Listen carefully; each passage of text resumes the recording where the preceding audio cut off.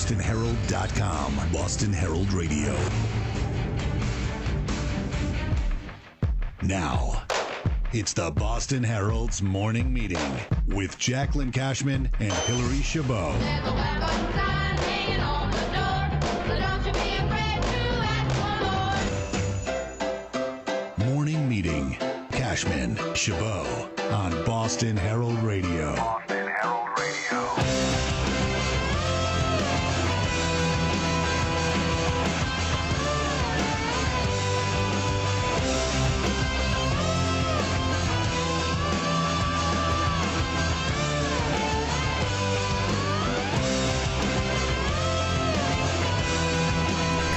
And welcome to Morning Meeting. I'm Jaclyn Cashman. She's Hillary Chabot, and thank you for listening to us here on BostonHeraldRadio.com. 617-619-6400 is the number to call us.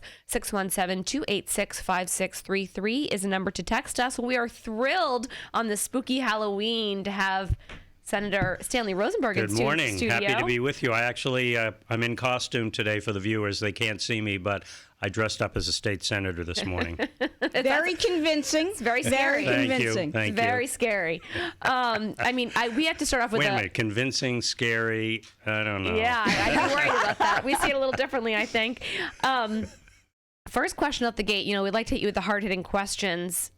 Do you go with the full-size candy bar is what I need to know when you're handing out the candy? It depends. On what? I prefer to give out things that don't make their teeth go back. Oh, you're one of those, Senate President. Oh, do you give them the toothpaste and the toothbrush? Might as well. No, actually, I'm not going to pretend I do. Oh. No, we mostly do candy, Okay. and it's usually the small ones, but we let them put their hand in the bowl and take as much as they So you want. don't do the whole one and done? No. Okay. No, we have a big bowl, and it's filled, and, there's always some left at the end. I'm Of course. disappointed to say. I know. Because then we want to eat it.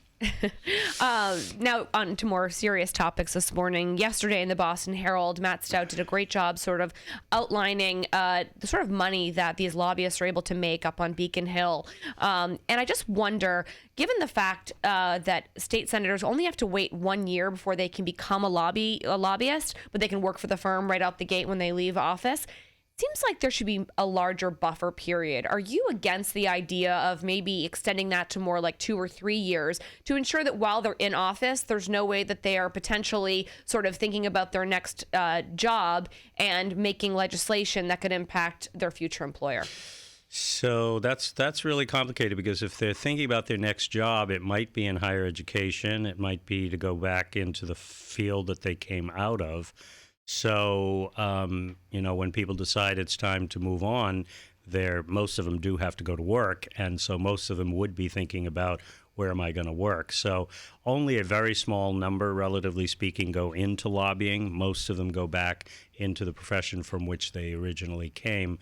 So I'm not sure how long the 1 year has been on the books, and I'm not sure what the national standard is, but I suspect it's about a year. And as you pointed out, they can't practice. I mean, they can't lobby during that year. And in fact, most of them don't even come into the State House. It's not a law. You can't come into the State House, but they avoid it so that they don't end up in potentially complicated situations where there's a perception that they might. But higher education is very different than becoming a lobbyist and then coming back in as a paid, employee of a firm to impact legislation, as opposed to somebody going to a school and becoming a professor. Yeah, well, they have to disclose who their clients are. They have to disclose who they're meeting with, and it's part of the business, and it's been around for a long time. We have the same thing with advocacy groups. They come in and lobby us, and people sometimes leave the State House and join an advocacy group. They don't even have to wait a year before they can walk back in the State House as the executive director of the XYZ Community Development Corporation or whatever, and actually lobby the legislature. So I haven't thought about a longer time. It hasn't actually come up, but there's plenty of transparency, and I think people should be reassured that there's definitely a buffer. On Friday, of course, there's big news when Speaker DeLeo sort of ordered his staffers, his lawyers to look at the policies within the House side after reading about some instances of sexual harassment the people who work in the building were recounting. Wanted to see if you had read those instances and see what, just your thoughts were upon reading those columns. So as president of the Senate, I'm managing staff. I'm managing a department that has about 400 people working in it. So one of the very first things I did when I got the job was I brought in a human resources specialist and a person with background in sexual harassment. And I asked them to review all of the human resources policies to make sure that they were state-of-the-art and special attention to the sexual harassment and bullying policies. And they gave us a gold star and said, you got it right, these policies are good, and just make sure you enforce them rigorously. We also beefed up our training so that in the first quarter of the new term, all the senators sit through a mandatory training on sexual harassment. All of the employees sit through a training program.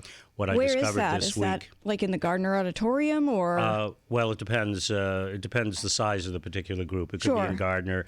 The senators do it in the Senate President's office because everybody can fit in there. So the place we found a weakness was I had all of the women senators get together yesterday with the Human Resources Director, who's a woman, my Chief of Staff, who's a woman, and the General Counsel, who's a woman, and they went over the policies and the procedures. The one thing that they discovered that that we think there's a room for definite improvement is how we handle interns, because one of the two cases that we actually had in the Senate in the 3 years that I've been in charge involved an intern, and so we're going to beef up training in that area. And the other thing that was pointed out was about the other instance in the Senate involved a lobbyist, and you read about that kind of thing in the piece in the newspaper, and so we have to take another look at that and figure out what other states are doing, and if there's a best practice that we're missing on that. What are the tweaks you're making in terms of interns? So we would expect the supervisor of the intern and the senator to be responsible for making sure they understand the rules of the road. Mm-hmm. That said, we think we need to regularize it and systematize it because interns come in 3 times a year, roughly, sometimes 4. Yep. And so it seems to me we need to have a session at the beginning of each intern segment so that they know. But also the governor pointed out yesterday, and I didn't know about this, he has 4 online training modules that all state employees have to take and have access to, one of which is on sexual harassment. So I'm going to have my staff review all 4 of those today, and we may immediately order that all new employees and all interns must, on their first day in the building, go through that. Is there actually a state law training that says it's illegal to have an affair with an intern? I don't believe so. Common sense says you don't do that, and common practice, management practice, says you don't fraternize in that way with any employee or anybody in your office. I think that's pretty common, but no, there's no law to the best of my knowledge. Don't you think that we should consider putting a law in the books so that way we make it very clear cut? I mean, it's great to go to a portal and say, okay, here's what you review and here's what the deal is. But if it's a very clear line of you can't, have an affair with an intern, that sets a different standard for the way lawmakers operate. I mean, because think of it, you've got an 18-year-old girl, 19-year-old girl feeling very, influenced by a powerful, state lawmaker, and, things can happen. And just to make it, to protect young women, and young men. And young men as well. It seems as though this would be something, the idea of these portals and extra information. Oh, great, you read the document. But if there's no actual common sense also tells me that unless there's a harsh punishment for somebody to do bad behavior, then they're going to do bad behavior. So we are considering that in relation to teachers and students, but I don't know if it's going to be teachers and students only in K through 12 versus higher ed, because once a young person is age 18 or so, they're responsible young adults, and you would expect appropriate interactions. So I will think about that, but my gut reaction is by the time you're an intern, you're almost always, not always, because there are some high school students who do come in as summer interns. So I'll have to think about that in relation to the high school students. But for college-age people, I think personnel policies that govern that kind of behavior should be enough. Just quickly, as well as common sense, frankly. What are the disciplinary measures that people face in the State House or under the Senate? Maybe? So first of all, you can be this can become a matter of court action. In other words, somebody could take it to the MCAD, they could take it to court, take it to the district attorney, whatever. Short of that, there's dismissal. And in the case of the intern situation that I described a few minutes ago, I didn't go into detail because it's confidential. Sure. But there was an intern situation. That intern was immediately dismissed upon determination that there was, in fact, sexual harassment. The investigation took 1 week. I believe the intern was immediately asked to leave upon the completion of that investigation and not to return. And in both of the cases that we faced in the Senate, the person who had experienced the harassment were satisfied with the outcome. So, yeah, there's everything from going to court to mediation and arbitration, and we never had to do a settlement, a cash settlement, or anything of that nature in the time that I've been around. But we take it seriously. We have a zero-tolerance policy. Were you surprised at all by reading about some of these? It's really heart-wrenching because, you hear rumors sometimes and you'd like to believe they're not true. And then when you see something like that in the newspaper, although I did take note of the fact that some of those things go back 10 and 12 years. Many of the people, first of all, there was no identification as to who they were, just by categories. And so many of those people have moved on. They're no longer in the building.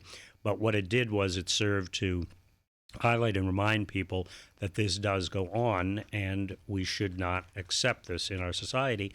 And I felt that responsibility the minute I took charge of the Senate's management, and that's why I brought in the experts to make sure we had the right policy. And I'm very glad there have only been 2 cases. I'm sorry there were 2 cases, but I'm glad that we had policies that we could implement swiftly, clearly, and that the person who had been sexually assaulted was satisfied with the outcome. And as I say, in one case, the person was dismissed. In the other case, it was a more complicated situation, and it involved a situation where the individual decided not to go any further because of the nature of that case. So are you saying, I'm sorry, I'm just a little confused there, that if an intern is caught having an inappropriate relationship with somebody at the state level, they lose their internship? If an individual comes to us and says, I am uncomfortable with the situation, there's an individual that I'm experiencing what I believe to be sexual harassment, someone is bothering me, we investigate it immediately. If it's substantiated that it is sexual harassment, then the individual, the intern is asked to leave. Just curious, when it comes to criminal justice, this is something you guys have been working on and preparing for a while. And I know there's going to be some big hearings and everything. I mean, in talking about it, I did want to ask, in terms of the district attorneys, what did you think about that pushback? That is a large number of them. Yeah, so in every state, the district attorneys are the last group to come on board for criminal justice reform. It's just in the nature of the job that they do and how they see the job and the tools they feel that they need. And just short of 24 states have now done criminal justice reform, and we've followed it very carefully at the national level. And we've been working on this over a decades-long period now. And the bill that the Senate voted on actually took about a year to put together. Lots of consultation, including with the district attorneys, and we respect their opinions. But they have a point of view and certain things that they have to do, and other people have other points of view and other roles in the system. So we've been making changes over the last decade, and it's made a big difference in our incarceration rates. It has not yet made as big a difference in our recidivism rates because we're still not doing enough to get people prepared as they reenter society. But we're making really good progress, and as the governor points out, we're in the bottom 5 in the country in incarceration, as Senator Brownsberger would point out, but we're still substantially far further ahead in incarceration rates than we were 40 years ago. I forget the multiplier, but it's a huge percentage higher than it was 40 years ago. So we're making progress, and we respect the DAs, and we'll agree on some things and disagree on others. As you may remember, there was a big debate about wiretapping, and both the Attorney General and the district attorneys wanted that. That was a very heavily debated issue, and it failed to get added to this bill. But that debate adds momentum to the idea that we do have to look at our wiretapping statutes because it's 40 years old or so, closer to 50 years old. And there are many changes in the world in terms of the kinds of crimes that are going on and the kinds of tools people are using. And our wiretapping statute needs to be modernized without violating people's civil rights. Wanted to just ask you also in terms of marijuana and Yes. I wrote a story in today's Boston Herald after there were some law enforcement officials worried about these edibles and the idea that somehow they could end up in somebody's Halloween bucket and then a kid could eat it. There was an incident in January where a Framingham child was on a school bus and saw some gummies, thought they were gummy bears, ate the whole bag of them, and got to school sobbing, called his mom. His mom had to rush him to the hospital.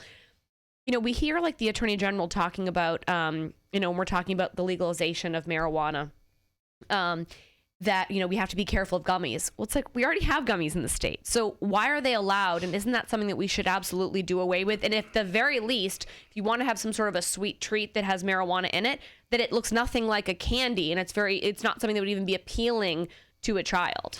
So, in that respect, I think I'm trying to remember if we did this. I'm pretty sure we did. I think we're following the lead of Colorado. In Colorado, you're not allowed to make any food with THC in it, which is the active ingredient in marijuana, that is in the shape of an animal or a person. So in other words, it's going to your point, make it not look like something that would be appealing to an 8-year-old who would normally see that and think, oh, that's a gummy bear or that's a whatever that I'm used to eating as a child.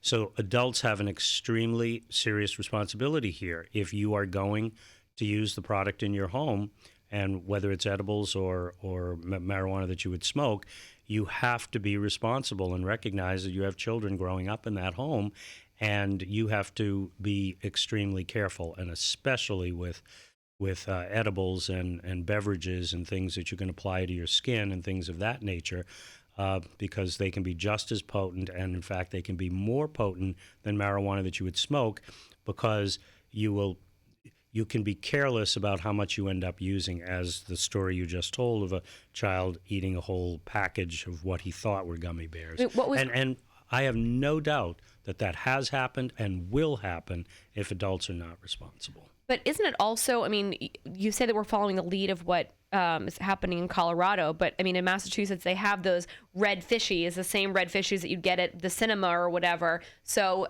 they're actually making candy that look exactly like the candy that you get if you were to go to a movie. So again, if I'm remembering it correctly, and if I'm not, this is something that we should pay attention to, and the regulators can intervene with this, which is we should not have any food that looks like a candy that would be commonly on the market.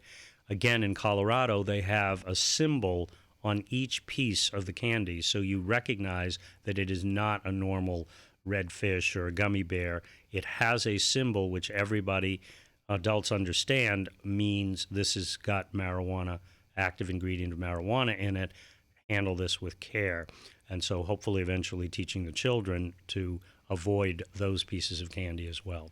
But this is more about the responsibility of adults to be adults and recognize if you're dealing with a product that has the potential to harm children, and this does, in the kinds of situations you just described, then as adults we have a responsibility to make sure that we take every precaution and make sure that our children are not exposed to danger like that. Just out of curiosity, I wanted to circle back to the criminal justice reform quickly. You know, I know the House is having some hearings. Have you guys met yesterday? Yeah, our weekly leadership meeting with the governor, the speaker, lieutenant governor. Have you gotten a sense in terms of how quickly or how long this will be taking? The speaker has said repeatedly, including yesterday publicly, that he wants a bill through the House by November 15th, which is the last day we can meet before the holidays under the rules. We come back again in January, and their bill will no doubt be different than the Senate bill. It will then go into a conference committee, and they can start working over the holidays and into the new year in the conference committee.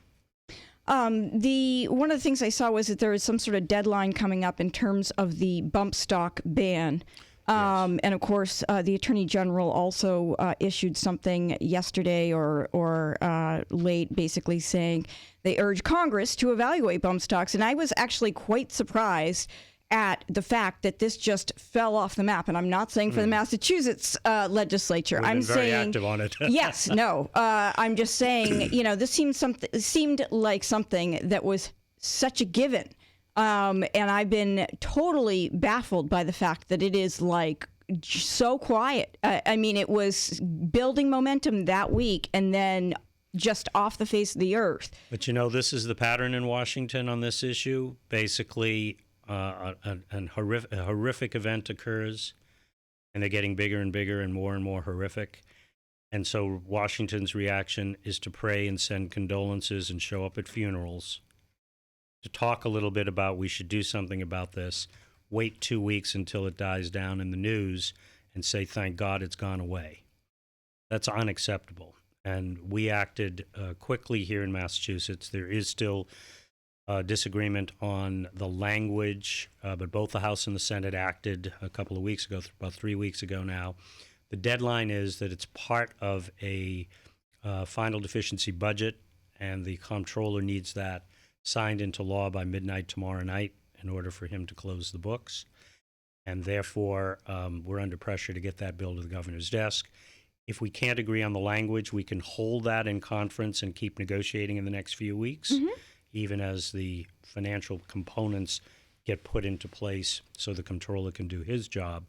But we've taken a big step forward here in Massachusetts by putting two versions on the table, and we need to come up with workable, fair language to get this done.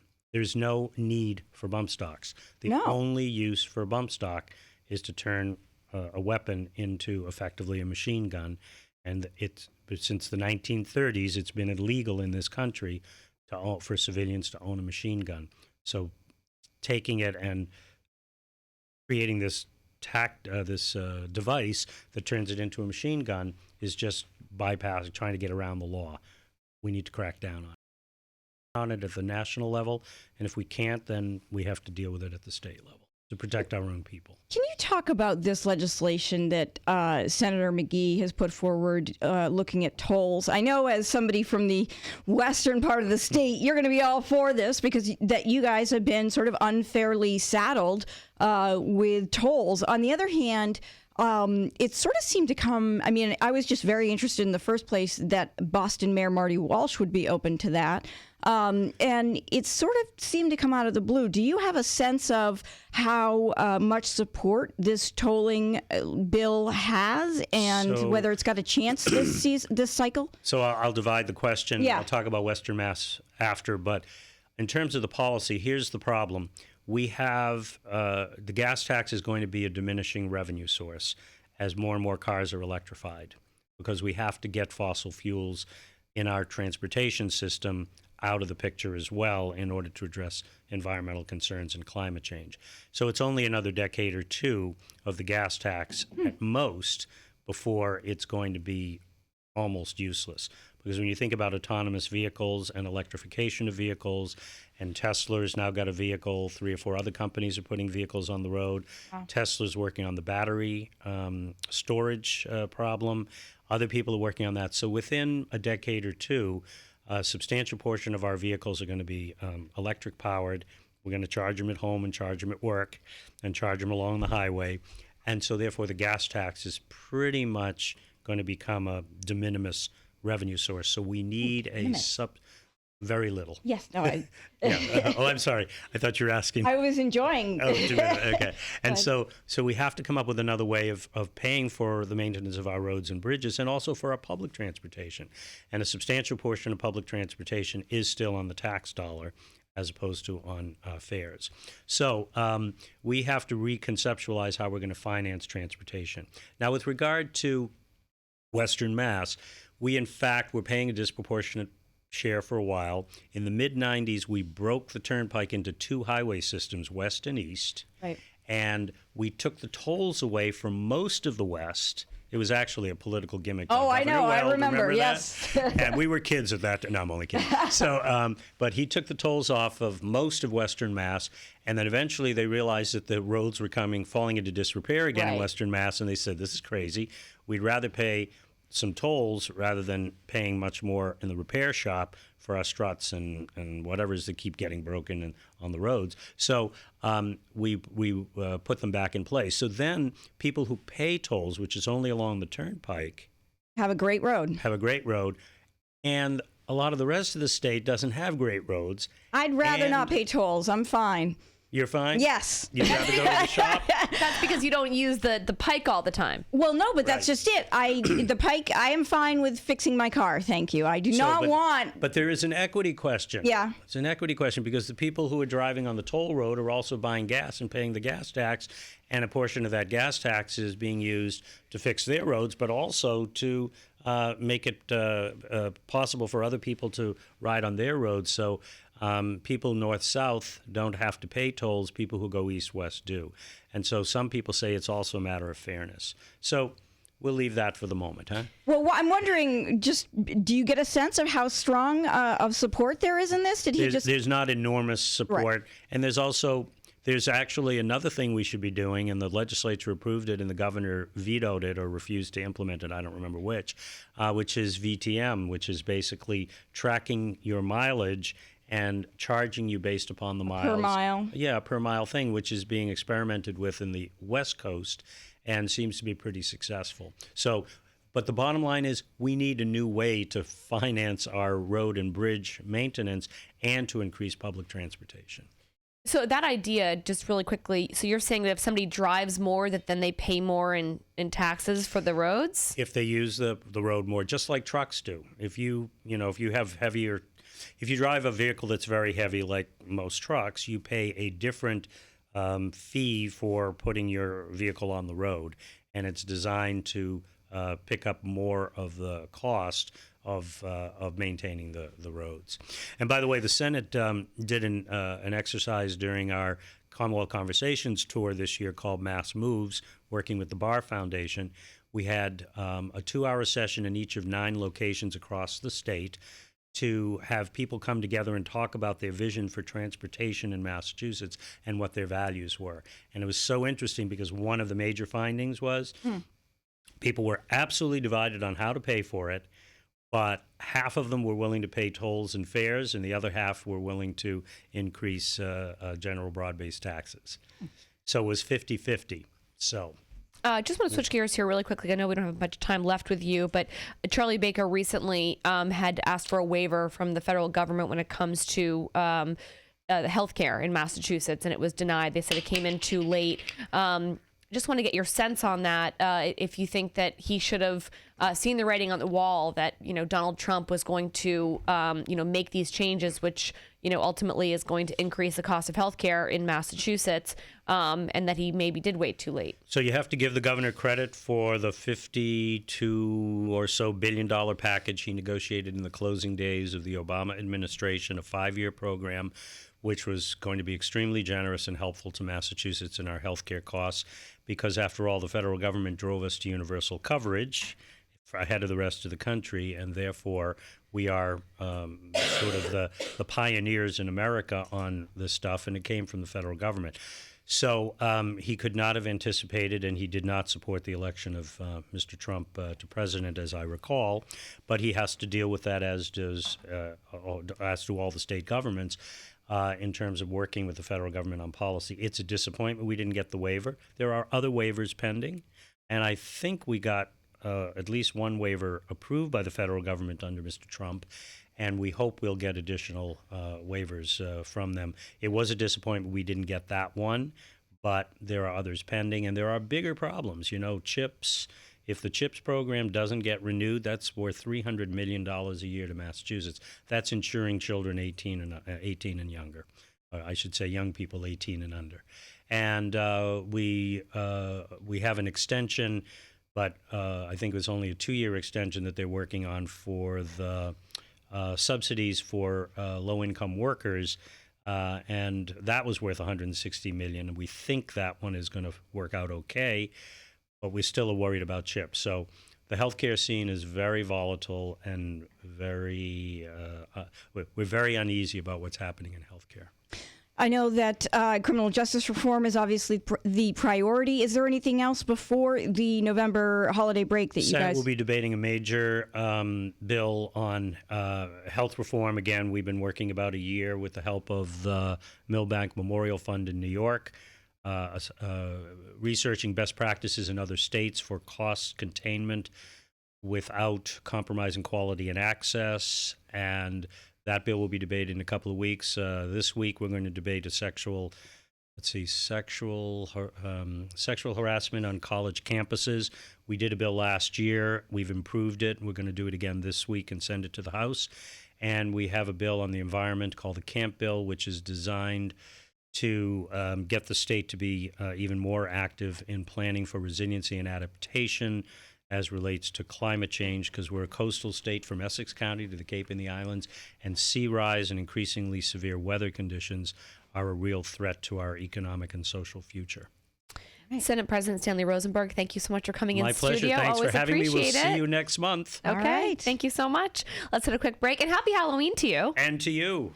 You Stay- like my costume? Oh, it's a wonderful, scary costume. Stay with us here on Boston Herald Radio. 100% gluten-free. Boston Herald Radio. Hi, this is Tom Shattuck from Boston Herald Radio. As you know, if you've been listening to Boston Herald Radio at all, my hot water heater broke, and it cost us a lot of money, and my heart was broken, and the dog cried, and all I could afford to do was dream.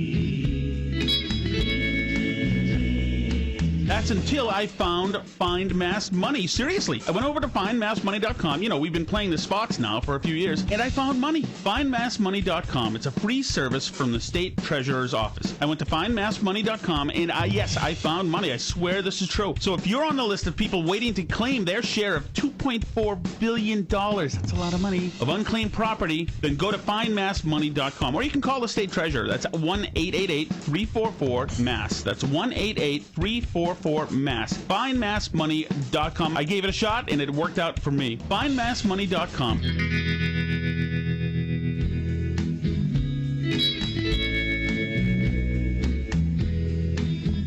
Does your job have you feeling stuck? Do you wish you could take your skills to the next level? Do you want to turn your job into a career? Drive your career forward with CDL training from Parker Professional Driving School in Avon. Train for a commercial driver's license with Parker and begin an in-demand career with endless opportunities. We offer small classes, a variety of payment options, and lifetime job placement assistance. For more information, please call 508-583-1906 or visit parkercdl.com.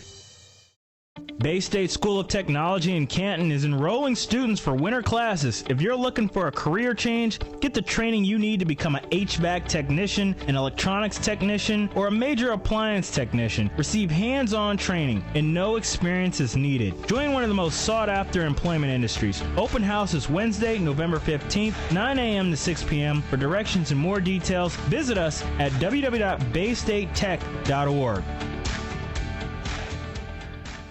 This is Boston Herald Radio. Jeff Sanchez has family members, and at one point it was really scary. He just didn't have a way to contact them. Chairman, thank you so much for coming on today. Hey, thank you so much, Hillary, and everybody there. Thank you for all of you keeping the conversation going on all these critical issues every single day. The island's been decimated. You have 95% of the island still has no electricity, no running water. Everybody's really afraid of what's to come. You have just allowed me 15 minutes to talk about Puerto Rico on the radio station. All the other hurricanes that were going on, the horrific events of what happened in Vegas this week, and you folks are devoting 15 minutes, and frankly, your publication being, the daily record for us has been incredible. Thank you to you and everybody there at Herald Radio and the Herald for covering the island the way that you have. It's been incredible. Thank you. Boston Herald, BostonHerald.com, Boston Herald Radio.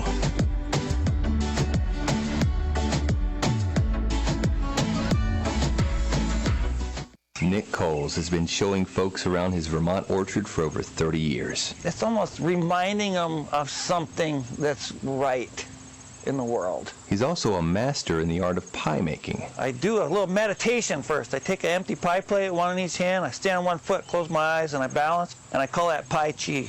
If you come by just looking for apples, there's plenty of good ones. But if you're looking for something to remember, well, Nick will be waiting for you. I love baking pies. Get a feel for the people and character of Vermont at VermontVacation.com. Discover your next opportunity at Amazon in the Boston area. We're hiring part-time seasonal associates now. Find out more and apply today at Amazon.com/BostonJobs. As a seasonal Amazonian, you'll get weekly pay, holiday overtime pay, and you can dress casually while working in a climate-controlled environment. Don't miss this opportunity. Apply today at Amazon.com/BostonJobs.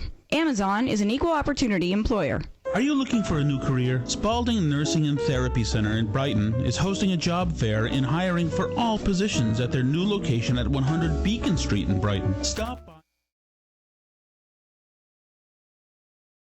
Boston Herald Technology Minute is sponsored by Call Andy Macintosh Consulting, offering intelligent support and managed services for Macintosh-based environments. Give them a call at 508-650-6113. This is the Boston Herald Radio Technology Minute with George Capalbo. If you like your bacon low fat and crisper, yes, that is a pun. You might remember the gene editing tool CRISPR we covered a while back. Well, now researchers at the Chinese Academy of Sciences in Beijing have used CRISPR to create genetically modified pigs with 24% less body fat. This is supposedly healthier for the pigs and for you, although the pigs do have to die before you eat them. So you say this will never be sold in the USA? Not so fast. Over 4.5 million tons of salmon genetically modified to make them grow dramatically larger by Massachusetts company Aquabani Technologies. They've been sold in Canada in August, and this is approved by the FDA and Health Canada. Not only that, CRISPR has been used by scientists at the University of California, Davis to breed black and white Holsteins without any horns. And by the way, if you like to have your pork and salmon with ramen noodles and slurp them, Japanese company Nissin has invented a fork called the Otohiko that will mask your slurping with pleasant sounds. Even if you're afraid to eat fish sticks now, you can still follow me at Capalbo on Twitter. Stay tuned to Boston Herald Radio, the Boston Herald Online, and always in print for more cool stuff like this.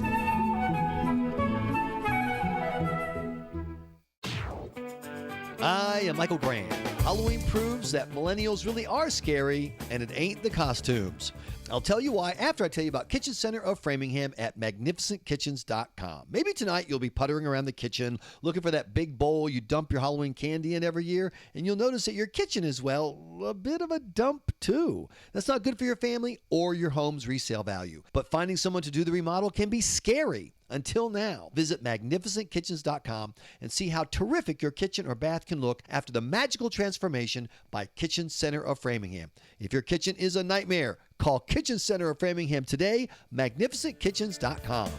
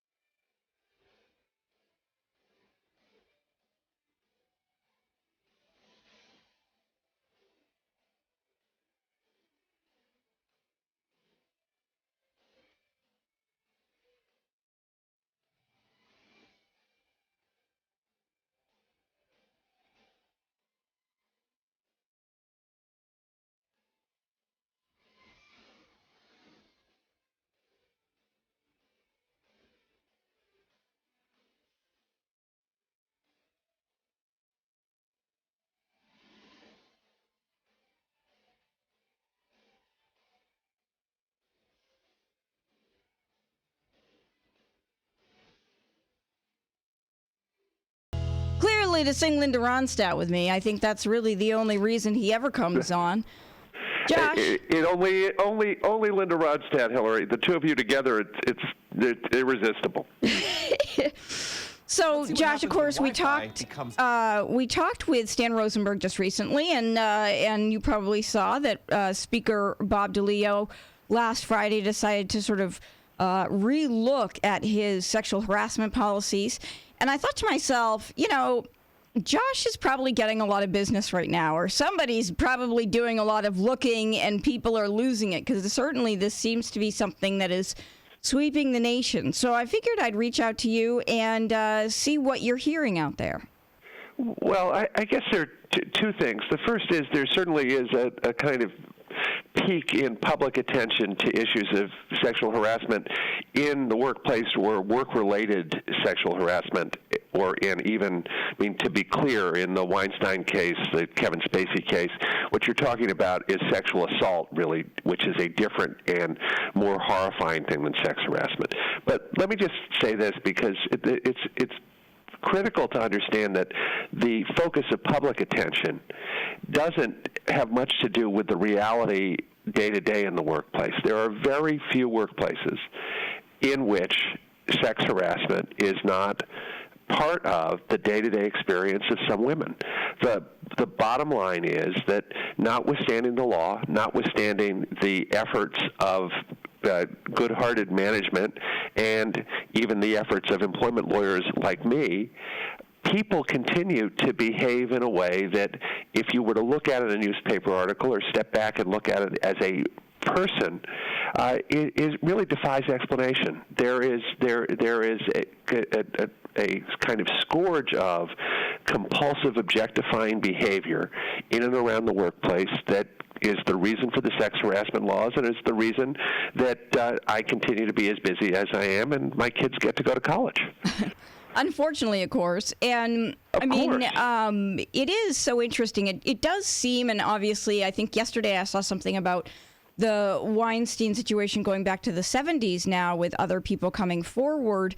And that's the thing. It seems like oftentimes either, I don't know if you'd agree with this, but it seems like, first of all, there's certain job, I don't know if it's careers or areas where sometimes these sorts of people can get away with doing this, where there's very powerful people intermixed with obviously vulnerable people. The sorts of people who do this seem to do it obviously for very long periods of time if they're able to get away with it. Yeah, and so first, there are very few one-time sex harassers. Right. All of these stories tell you this, and indeed, when I approach a case or a client calls me and says, I have this problem, there's a sex harassment allegation, if it's clear to me that this is the only allegation that's ever been made against somebody, that suggests to me that there's a problem with the allegation, because this really is compulsive, repetitive behavior. But here's the second piece, and you see it in the Weinstein story. You see it in even in the Globe story about Beacon Hill, where you notice nobody wanted to name names. Right. There are lots of, and then the Me Too piece on Twitter where women said, this happened to me too, and I find a woman who's a professional who won't say Me Too. You can't do it. And here's the thing. A lot of people make, on a daily basis, the following calculus. I am going to be in more trouble if I raise my hand and say I've been bothered than I'm going to be if I swallow hard and just keep going and do my job. And hopefully, my job, as I do my job, that my career trajectory will take me away from this bozo who's causing me discomfort. Right. And that's really unfortunate, because the way the law is drafted, it has very, very clear protections against retaliation. And the reason for those clear protections is to encourage people to raise their hand and say there's a problem. And I will tell you, I spend a lot of time representing employers who react appropriately when people say there's a problem. But there is a lot of fear around raising your hand and saying this is happening to me, and a lot of concern about what it does for your career. And things like the Harvey Weinstein cascade shows you that there's this dam of fear. If you that people just don't want to be the first one to raise their hand, and as a consequence, these problems, they just fester. Well, Josh, I would push back because I would say certainly in Hollywood, right, if people had come forward about Harvey Weinstein, I believe their careers would have been hurt, and actually were, some of them. Oh, well, so to be clear... I know that's a very different... Hillary, I'm telling you how the law works. I'm not telling you that people are wrong. I see, In other words, there's very strong anti-retaliation protection. Is it true that if you raise your hand and say, bad things happened to me, and the most powerful person I work with did it, you're not going to have a problem as a result of that? I wish it were true, but it might not be. Right. And we should together, if you're looking for a mandate, and as the State House thinks about what it's doing, and I saw that Senator Stan is talking about reaffirming policies to protect people, one of the most important thing that people with power can do is to make abundantly clear and then make absolutely sure that there isn't retaliation against people who speak the truth. But think about it. If you're moving ahead with a career and a grody middle-aged or late middle-aged man bothers you a little bit, and that person controls what happens in the place where you work, are you really going to risk something that you think is the future of your life by saying, I've been bothered by this very, very powerful person? Right. A lot of people choose not to do that. Yeah. And so you're saying, and I'm hoping I get this right, basically, while the bulk of workplaces don't have, or do they all have, because you do hear all of these Me Too stories, and you're like, well, wait a minute then, is there a single place in the world where there aren't women getting sexually harassed? So, let's talk about, the answer is I'm not sure. Yeah. But let's talk about different versions, that realize that there is a kind of, there's no good sex harassment. But there are different versions, period, right? But there are different versions of what people experience. There's objectifying in the form of teasing or uncomfortable looking. Then there's touching, and then there's sexual propositions, and then there's sex assault.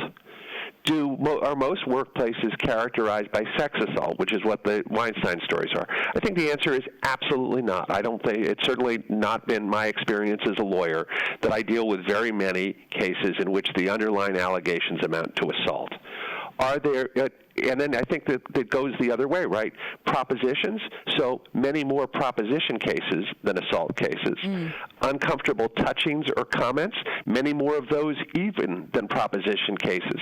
And then kind of objectifying jokes, comments, things like that floating in the workplace happens an awful lot. Yeah. So I think it's probably right that there are very few workplaces that are genuinely free of conduct that could amount to sex harassment. But at the same time, I think there are not that many workplaces that are characterized by the kind of extreme allegations that have captured the attention, rightly, of the media over the past bunch of days.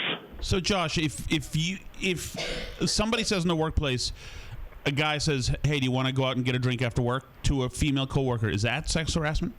No. So this is there are different versions. First time, you got to figure out, in any sex harassment case, we got to figure out what the power dynamic is.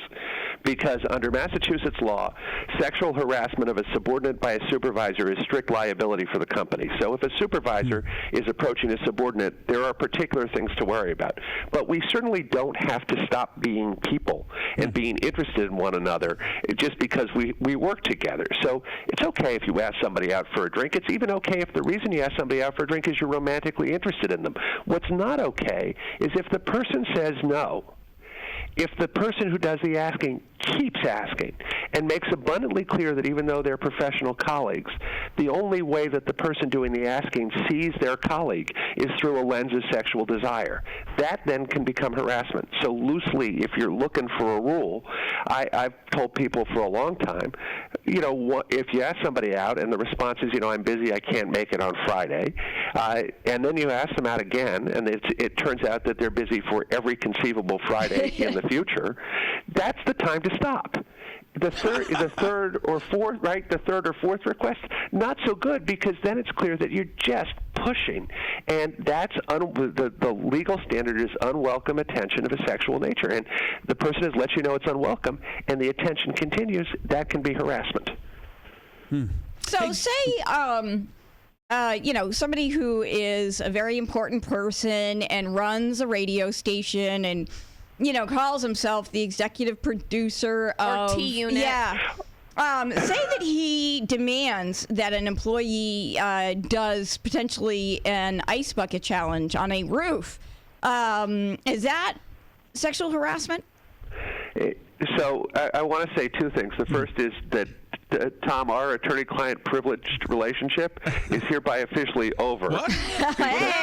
In order to answer this question, I have to acknowledge to everyone that Tom did have a traffic incident in which he consulted me on the air, and there was some question as to whether there was an attorney-client relationship. There is none. So now I can answer the question. Yes. I think it depends. So first, the ice bucket challenge could simply be an inappropriate demand from a kind of ruthless producer trying to figure out how loyal the folks who work with him are. But let's say that same producer said, and I want you to wear white T-shirts, and I want those white T-shirts to be of an extremely thin cotton. Yes. Then it could be sex harassment, right? It's like every lawyer's answer. Really, what I'm saying is it depends. I see. Right, and the fact that the executive producer was for ending ALS, whilst the reluctant participant wanted to propagate ALS and continue it. What if the reluctant participant was in a dress and said, I don't want to do this, and the producer said, we want you to, and then somehow upper management were brought into the studio and further tried to coerce this female host into doing a bucket challenge, and she continued to say... it was only men who followed her up to the... The only way it could work correctly is if the water was to flow through the blouse, which meant that she had to take 2 buttons down, which is standard, I believe, in ice bucket challenges. Okay. So if you look at your emails, you'll see the names of a number of plaintiffs' lawyers who I think it might be worth calling. Hey, Josh, go ahead. But I was just going to say this. The thing that is in that story that's just worth paying attention to is that there really is some measure of nuance to this, and the underlying problem is power, right? Because the person who uses power to coerce behavior can push that behavior in really impermissible directions, and that's really the underlying essence of the sex harassment problem. So, Josh, if somebody has power over somebody else, but the other person consensually goes along with the demands, can there be harassment there, even though it's seemingly consensual? Well, so it's a great question, and the answer is that the law cares about whether something is welcome as opposed to whether it's consensual. And here's the concept. It's possible for someone to make a decision that their career is so impacted by the potential of saying no that they're going to say yes. That means that it's consensual, right? There's an agreement. Right. But if the attention is unwelcome, so the person, for example, doesn't really want to be that close to the executive producer, which conceivably could be somebody's emotive reaction. The unwelcomeness can make consensual behavior harassment anyway. So that creates the following problem. I mean, there's a Supreme Court case that it underlies a lot of sex harassment law, where a bank teller, according to the allegations of the complaint, had sex with her supervisor hundreds of times. And the court said that the fact that she consented to the sex did not necessarily mean that the conduct was not harassment, because the sex may well have been unwelcome. In other words, something she didn't want. And this is a critical dynamic, because what it acknowledges is the degree to which power is at play. And what it says is that the courts and the law understand that there may be circumstances in which power compels somebody to agree to something that they really, really don't want to do, and that they should not have to do because they're legally protected against it. So, Josh, my final question is, along those lines, how is it possible that professors are allowed to sleep with students? That, to be crass, seems like shooting ducks in a barrel. or fish in a barrel, whatever you Why shoot do in a you barrel. say are allowed? It's a very complicated issue. Many colleges and universities have pretty strict policies about what is and is not okay between professors and students. And, candidly, I think those policies are enormously important. And folks who take advantage of power, whether they're professors or business executives, and somehow believe that the young women who are quote, interested, close quote, in them, are interested in them for reasons other than because they think they have to be, are deluding themselves. And sadly, there's a huge percentage of middle-aged men who are confusing people wanting to keep their jobs for, my God, I've suddenly become really, really attractive at age 57. Everybody wants some of this, I'll tell you. Exactly. All right, Josh Davis. It was for charity. Yes, the demands to arch her back were absolutely fine. No problems there. Thank you, Josh Strike Davis. that, please. Yeah. Very nice to talk to all of you. And seriously, Hillary and Jaclyn, check your emails because there's some people you should talk to pretty quickly. Plenty of people ready to represent us. I'm Thank you. re-retaining you, Josh. All right.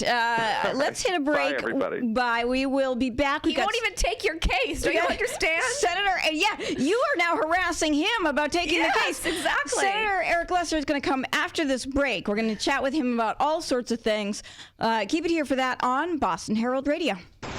From Nantucket Island in the Atlantic to Rattlesnake Island in the Quabbin, Boston Herald Radio is there. Hi, this is Tom Shattuck from Boston Herald Radio. As you know, if you've been listening to Boston Herald Radio at all, my hot water heater broke, and it cost us a lot of money, and my heart was broken, and the dog cried, and all I could afford to do was dream. That's until I found Find Mass Money. Seriously, I went over to findmassmoney.com. You know, we've been playing the spots now for a few years, and I found money. Findmassmoney.com. It's a free service from the state treasurer's office. I went to findmassmoney.com, and I found money. I swear this is true. So if you're on the list of people waiting to claim their share of $2.4 billion, that's a lot of money, of unclaimed property, then go to findmassmoney.com, or you can call the state treasurer. That's 1-888-344-MASS. That's 1-888-344-MASS. Findmassmoney.com. I gave it a shot, and it worked out for me. Findmassmoney.com.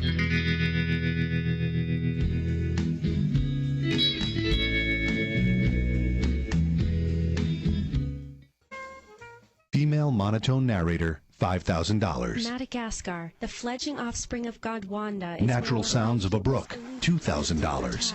Sophisticated jazz score, $3,000. Making the taxpayer foot the bill? Priceless. Putting together a stylish segment on societal struggles in Madagascar on public radio with public money works for some people. For everyone else, there's Boston Herald Radio. The renowned lemurs on the brink of extinction due to Western oppression, greed, naivety, the Koch brothers, Monsanto, Chick-fil-A. A classic commercial. Get a little closer. Now don't be shy. You can get a little closer with Arid Extra Dry. Only Arid has a patent on this formula that fights wetness. No leading deodorant spray stops odor better. And now Arid has a new baby fresh scent.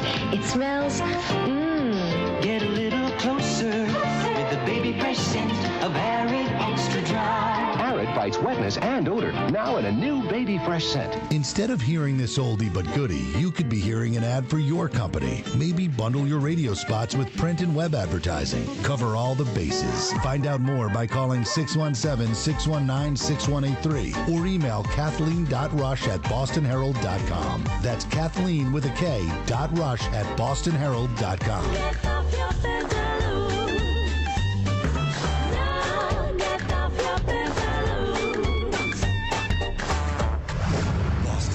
BostonHerald.com. Boston Herald Radio. Now, it's the Boston Herald's morning meeting with Jaclyn Cashman and Hillary Chabot. There's a welcome sign hanging on the door, so don't you be afraid to ask for more. Morning meeting. Cashman, Chabot on Boston Herald Radio. Boston Herald Radio.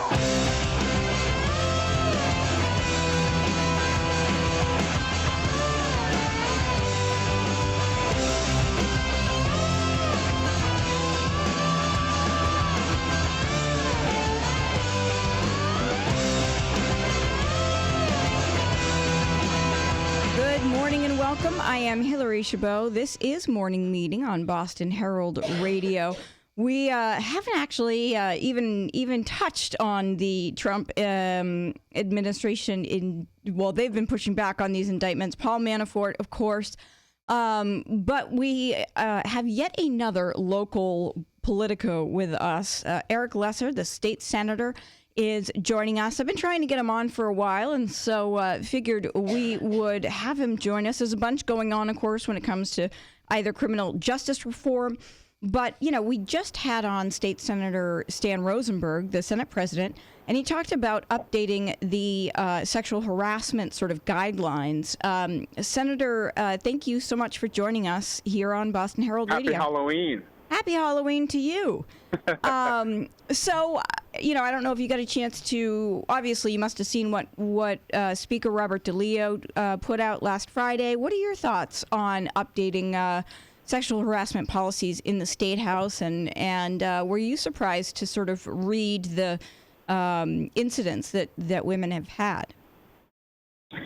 Yeah, I mean, this is a very, very tough issue, so I'm glad that it's getting this attention. I do think the policies always need to be updated, and it's something we need to be very vigilant about. I mean, I felt very sad and very angry reading those accounts. Mm-hmm. So, they're inexcusable, and it's important that we be responsive to it, and that the opportunity is used to fix some long-standing cultural issues. And I think it's also important. I think something that the Harvey Weinstein stories have shown, that all the other things that have come out since then, is we're really in a kind of watershed moment here in terms of addressing sexual harassment, addressing these workplace issues, both certainly in politics, but kind of across our culture. So I think it's kind of an important moment how both, the institutions each of us are a part of, certainly myself at the State House, but also how just all of us, as a society respond to this. I think if some new strong policies are put in place, some laws are changed, and this is prevented in the future, then the courageous stories that have come forward will not have been in vain. So I think it's an important moment. It's a big moment for all of us, for the country, for our state. Senator, you have been posting a lot about transportation. I'd reached out to you last week, I think, when you had done this sort of bus ride in from Western Massachusetts was this about the rail? Yes. We took a bus to talk about rail, so the irony was not lost on people. So talk to me about, just in general, the tolls that have come by. A Lynn senator had gotten a lot of discussion. It doesn't seem like there's a lot of impetus to actually put them in place. But, what are your thoughts on sort of evening things out for those in Western Massachusetts? Yeah, so I mean, I think the system right now is not fair for Western Mass. And, we're talking about Amazon coming, GE is already in Boston. Those are great things that I support and I'm enthusiastic about, but they frankly don't mean much for people that I represent in the western part of the state, because we're not connected to the sort of red-hot economy we see in the Boston area.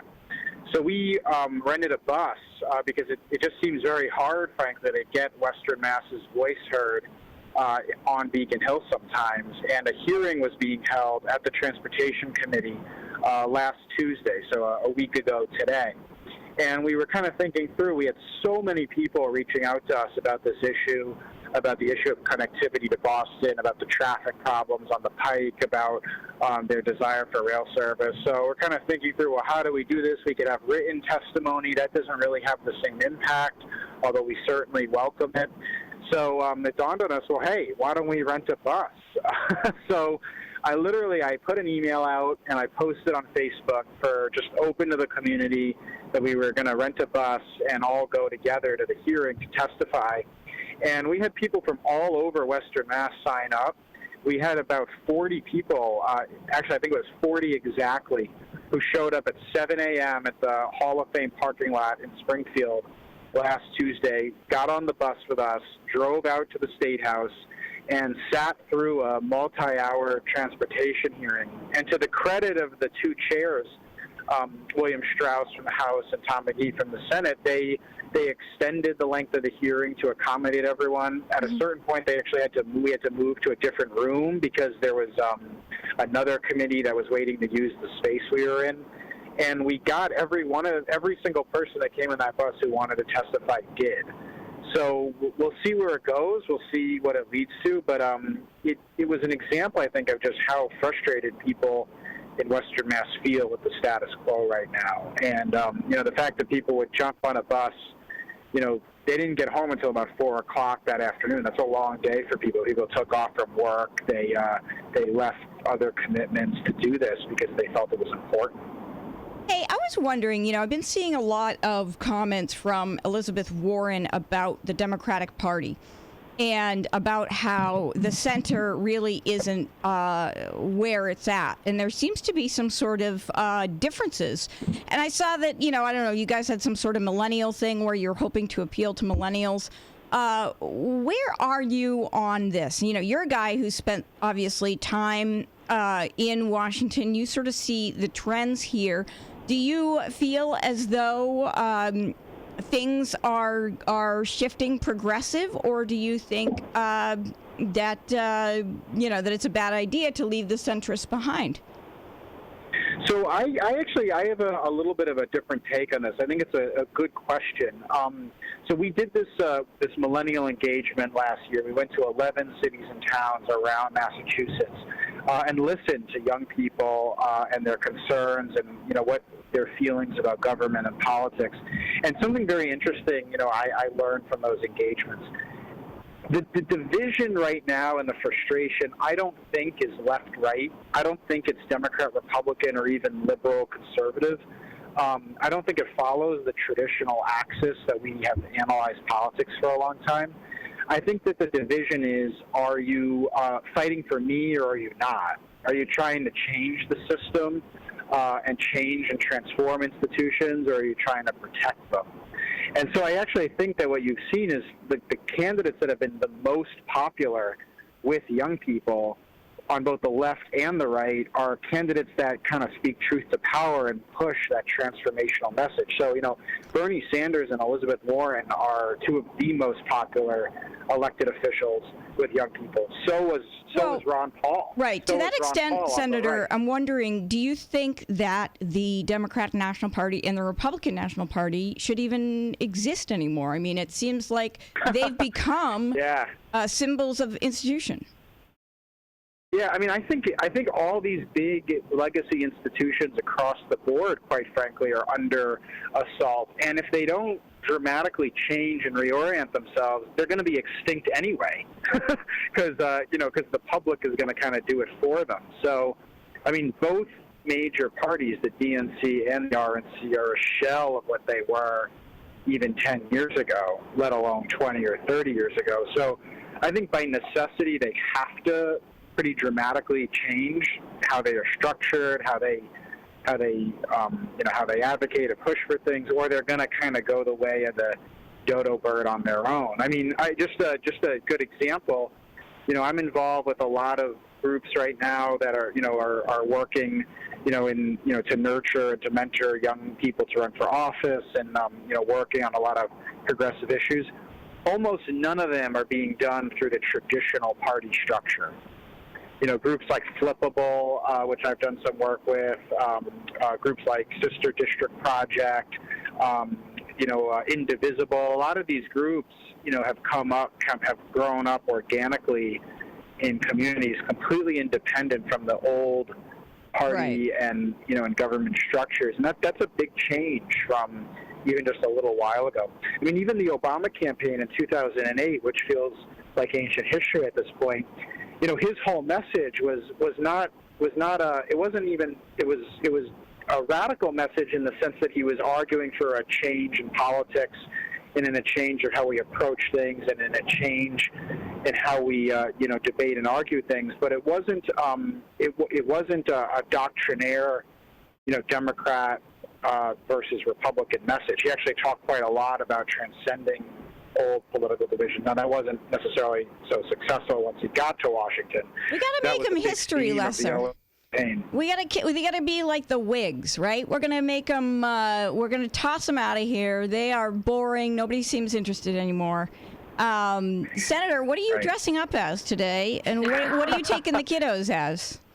Yeah, so I'm in like total dad mode. So I'm not sure what I'm gonna dress up as. My daughter, so Rose, my 4-year-old, is going to be Sleeping Beauty.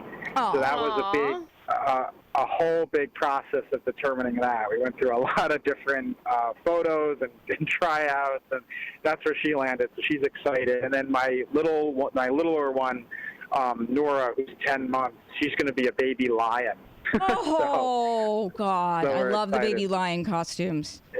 Yeah, my mother-in-law is coming in, so I'm at the State House today. We have a hearing in the Economic Development Committee, but I've made everyone involved in the hearing know Halloween is a kind of sacred holiday when you've got little kids, so yes. I will be home in time for trick-or-treating.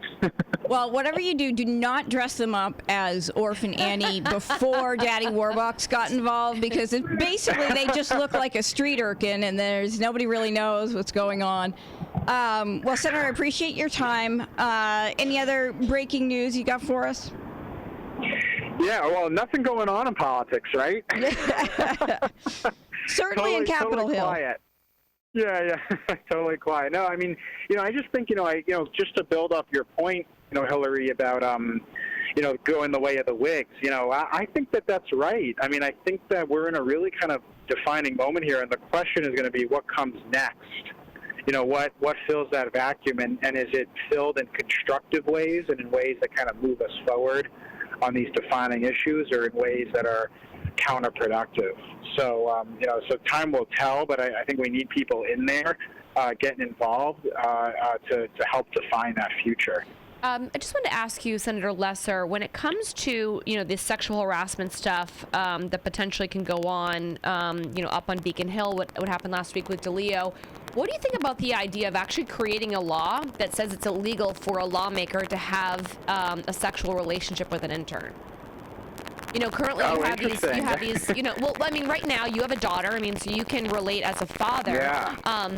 Whereas, it's one thing to have sort of like protocol in place and sort of have, you have your human resources department, but to actually create a law that states this, it is different to simply be an intern working at GE or an intern working at, some other tech business in Seaport than it is to work for a lawmaker, somebody that has control over your daily life when it comes to creating bills and signing legislation, or being a part of legislation being signed into law.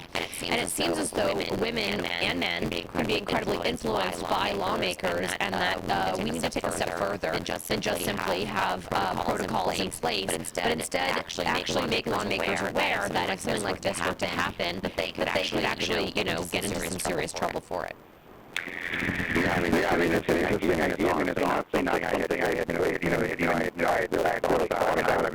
Certainly open to that. What I would say is, I would think about broadening it, in the sense that, yes, politics, this is a rampant problem, and in government, in a lot of institutions, I think the defining thing that strings all together, whether the things coming out with Harvey Weinstein, or things you see in the business world or politics, is these industries that are just hyper-dominated by men create issues. And I see this with my sisters who are both professionals, my mom, who's been a professional her whole life. We need more women in these roles. We need more women in elected office. We need more women sitting on corporate boards. We need more female CEOs. Ultimately, long term, that's what's gonna change it. So, I'm not making excuses by any stretch of the imagination. It's obviously something that politics and government and the State House needs to take seriously, and we should think about that law and how that would work. But I would kind of, I think viewers and people listening should understand that this is pretty broad in our society, and it risks really being endemic almost. And the first step is kind of opening our eyes to how widespread a lot of this is in so many different areas of American life. And long term, we need to be empowering and engaging women to be in these leadership roles. And that long term is the way we take it on. I mean, I've heard stories in medicine, in big high-powered hospitals, certainly in corporate world that's been discussed, a lot. I mean, obviously we've seen in Hollywood and in the entertainment industry with all of the Harvey Weinstein allegations. So this is like I said at the beginning, this is really a defining moment for us. As all of this moves forward, is how we all collectively respond to this. All right, Senator Eric Lesser, I think I'm going to dress up as one of the old parties. I got to dress as one of the Whigs or something. Talk about, today we were talking about how horrible concept costumes are because there's too much explanation involved and there's a lot of pretense, and I think that I'm going to lean into that, and I'm going to go dressed as a party and as one of the forgotten parties, which is the Whig Party. I think I'll go there. State Senator Eric Lesser, thank you so much for your time today. We appreciate it. Thanks, Hillary. Take care. See ya. All right. Why don't we hit a quick break? We will reset, and we will chat, of course, about what Tom Shattuck's been waiting to talk about all morning. He can't get enough of the anger and outrage when it comes to these indictments. We'll talk about that on the other side here on Boston Herald Radio. From Nantucket Island in the Atlantic to Rattlesnake Island in the Quabbin, Boston Herald Radio is there.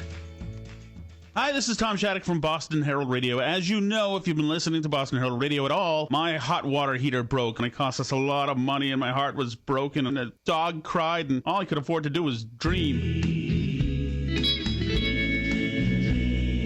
That's until I found Find Mass Money. Seriously, I went over to findmassmoney.com. We've been playing the spots now for a few years, and I found money. Findmassmoney.com. It's a free service from the state treasurer's office. I went to findmassmoney.com, and I found money. I swear this is true. So if you're on the list of people waiting to claim their share of $2.4 billion, that's a lot of money, of unclaimed property, then go to findmassmoney.com. Or you can call the state treasurer. That's 1-888-344-MASS. That's 1-888-344-MASS. Findmassmoney.com. I gave it a shot, and it worked out for me. Findmassmoney.com.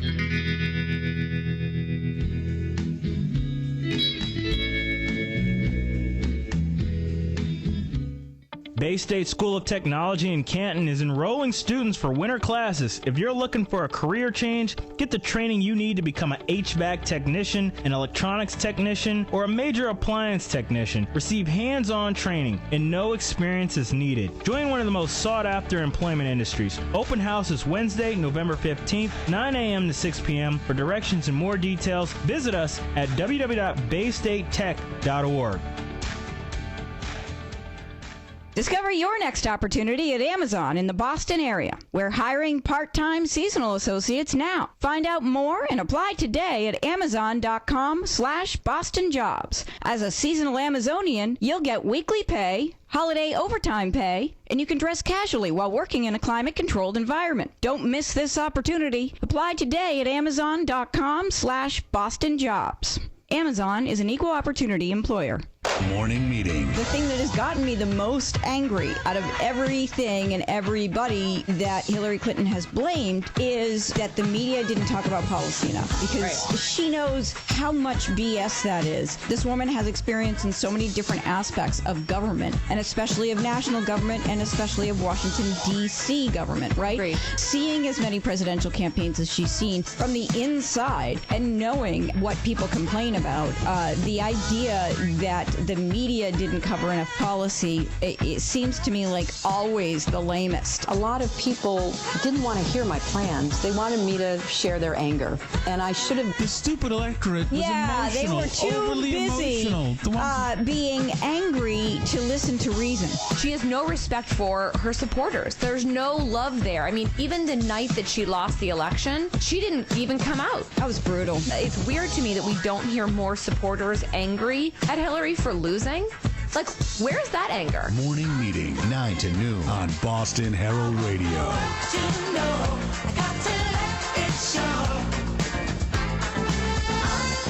Morning Meeting. Thrilled to have State Auditor Suzanne Bump here in studio. One thing that can be done is that the Sex Offender Registry Board can do its job, frankly, which is to use the sources of data that are available to it and which they are required by law to use to keep track. They are supposed to have working relationships with, for instance, the Registry of Motor Vehicles, the Department of Transitional Assistance, other social service agencies like Mass Health. They should be using the Social Security Death Master List. They should be working with law enforcement to know where these sex offenders are, even if they are transient. Thank you so much for coming in. Don't be a stranger. We would love it if you came here to break the audit regarding DCF. That would be delightful. If you say a couple weeks, that would fit in the schedule of going back to our monthly segment. So I do appreciate you making that commitment here on Herald Radio. Wait. I heard a request. I didn't even have time to respond.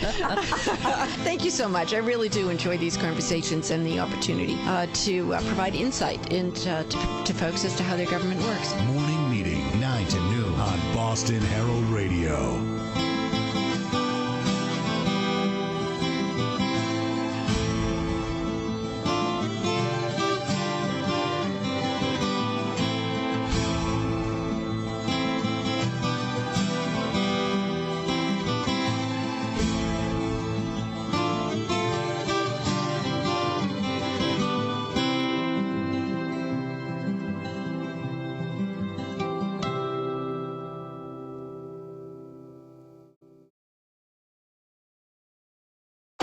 Right now, there is someone up to no good somewhere, but it won't end well. A Boston Herald reporter is aware. We are the Boston Herald.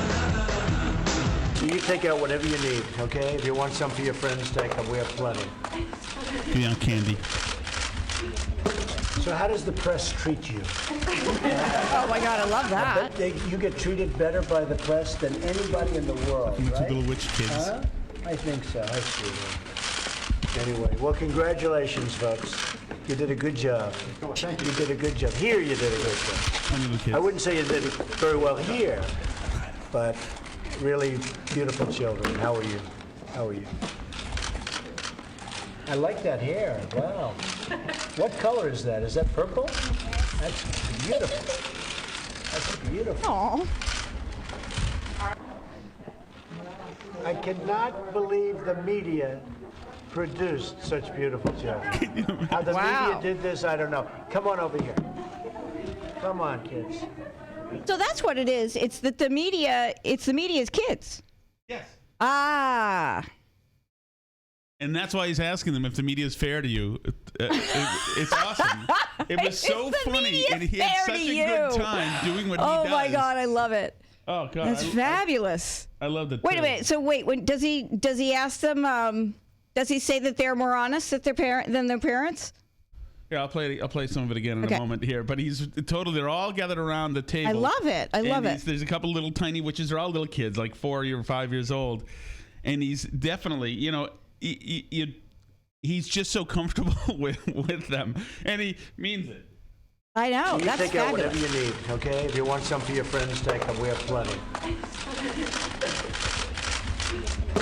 So how does the press treat you? Oh my God, I love this. I bet you get treated better by the press than anybody in the world, right? Huh? I think so. Batman, Princess Leia, they're all. Anyway, well, congratulations, folks. You did I a think good so. job. You did a good job. Here, you did a good job. I wouldn't say you did it very well here. He said he did Yeah, it yeah. to the Really kids, but not to beautiful himself. children. How are you? How are you? I like that hair. Wow. What color is that? Is that purple? That's beautiful. That's beautiful. I love it. I cannot believe the media produced such beautiful children. How the media did this, I don't know. Come on over here. The horrific monsters that they are actually produced these small, somewhat cute beings. That's And so, fabulous. of course, here's how it's portrayed, and if you Google searches. Yes. Trump just managed to make even Halloween candy weird. Oh, Jesus. And, it was just great. There was actually a really fun moment I think it was just last week. First of all, Kellyanne Conway was on with CNN, I think, and she said hi to a squirrel, and then she told it not to come over because she was, and this is like in the middle of a live interview, and I loved it, of course, because of course I do the same thing, but I'm weird. And of course somebody had to take that and say, Kellyanne Conway interrupts a live interview for the weirdest reason possible. And it's just like, Jesus, really? Anyway, that's my random aside. But Tom Shattuck, I want to hear about first of all, anytime you've got a lawyer for a former campaign strategist addressing a herd of media surrounding him, and he's yelling things out as he's sort of turning around like Streets Have No Name U2 video style.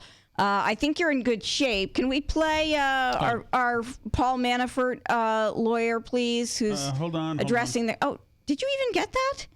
Hold on.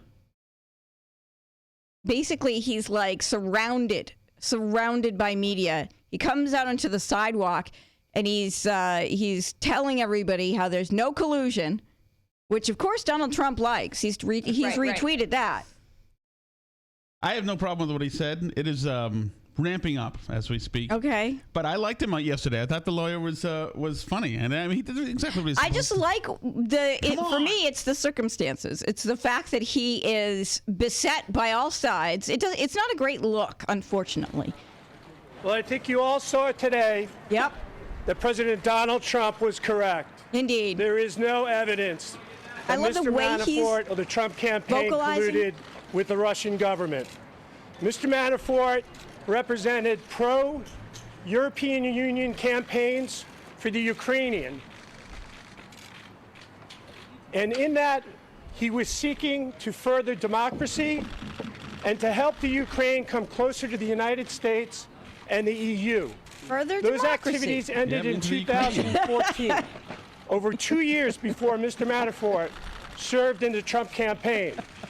Today, you see an indictment brought by an Office of Special Counsel that is using a very novel theory to prosecute Mr. Manafort regarding a FARA filing. The United States government has only used that offense 6 times since 1966. That's what and I'm gonna only go as. resulted in 1 conviction. The second thing about this indictment that I myself find most ridiculous is a claim that maintaining offshore accounts to bring all your funds into the United States as a scheme to conceal from the United States government is ridiculous. Madness. Thank you. I love him. The good thing is he's a dead ringer for Alec Baldwin. Well, that's just it. So first of all, he's like powerful man look, right? You know, they hired him right off the bat when they saw what he looks like. And then he's got powerful man voice. But unfortunately, he doesn't have a powerful man like, what's the podium with him? He just sort of has to spin around in front of these people, but he still does a good job. He sounds good. He enunciates and he bellows. And he was outraged. Yes. So there you go. That is good. Let's jump into Dersh. How about that? Okay. I just want to see what Dersh says. Sure. Zealot. He is. And you were emphatic about it. He is. I had experiences with him. What kind of experience? Well, I had a case, and my colleague Harvey Silverglade and I went to see him in Washington, and we started to talk about prosecutorial and misconduct by the FBI, and he cut us off. And he said, it's a non-starter to talk to me about FBI misconduct or prosecutorial misconduct. It's a non-starter. He doesn't want to hear about that. He is in the business of protecting the FBI, protecting prosecutors at all costs. I don't suggest he's unethical, but he's very zealous, and he uses a tactic that's very questionable. I would argue then that's probably what makes him good at his job. Is that wrong? It makes him effective at his job, but the job of a prosecutor is to do justice, not to get as many notches on his belt as possible. And I think this tactic... You believe that's what he's... Well, I think he's... Look, he is the special counsel. He has an enormous budget. He has a man with his target on his back, the President of the United States. He's not going to be satisfied until he gets to the President or people very close to him. That's the danger of a special prosecutor. You were about to say, I believe this tactic. This tactic is dangerous, whether it's used against you or me or Democrats or Republicans, finding the low-hanging fruit, getting somebody who you can prosecute and squeeze, and then making him sing. The problem is people don't only sing, they compose. They make up stories. They exaggerate them because they know that the better the evidence, the sweeter the deal. It's a very dangerous tactic. Look, if an ordinary person walked over to somebody and said, unless you give up your rights, I'm going to have you criminally prosecuted, we call that extortion. But it's allowed by prosecutors. And I've been railing against this for 53 years. Now, Republicans agree with me. If it were used against Republicans, the Democrats, which side are you on has become so important. A couple more things here. Papadopoulos, there is a thought that if he's arrested in July and he doesn't plea until early October, what was he doing during that period in the meantime? And some have suggested, well, maybe he was wearing a wire. Well, I can tell you what he was doing. What was he doing? Here. He's not a credible witness. You don't put on a witness. He is not. No, because he admitted lying already, twice at least. So but if he's wearing a wire and he's meeting you at a restaurant in Washington, D.C. That's why they would put a wire on him. They want self-proving evidence. They don't want to have to rely on him and his testimony, because any good defense attorney would start out by saying, tell us all the lies you engaged in. Now why should we believe you now because you're getting a deal? You would sell your mother for this deal. And so what they want to get from him is not testimony. They want to get self-proving evidence, somebody else's voice on the wire. I want to be clear. We don't know if he was wearing a wire. It's just been suggested. It's a good suggestion. He may not have been wearing a wire, but he was trying to obtain evidence that doesn't rely on his own credibility. If he obtained evidence, let's say for the sake of this discussion only, would we not know what that or where that evidence led? No, because what Mueller's plan is domino by domino. He has 3 dominoes now. He's going to try to squeeze them to get another domino, to see if they can get somebody closer to the president, and then even closer to the president. The ultimate goal is the domino in the Oval Office. Don't we know, if I'm wearing a wire, right, and I go to lunch with you, and you say something that's incriminating, they've got it on record already. Of course. So why not come out with that yesterday? Why would we know about that already? What is going Very on good question. legally behind the scenes investigation? Here's what's going on. They may have a wire not against the president, but they have a wire against some other person. They go to that other person and say, not to the public, we have you on the wire. Now we'd like you to wear a wire. And then we'd like another guy to wear a wire. We'd like you to provide evidence. You don't reveal publicly your investigation until you have it all completely down pat. Obviously, what we've learned is they don't have the evidence at this point. They're still in the process of gathering it.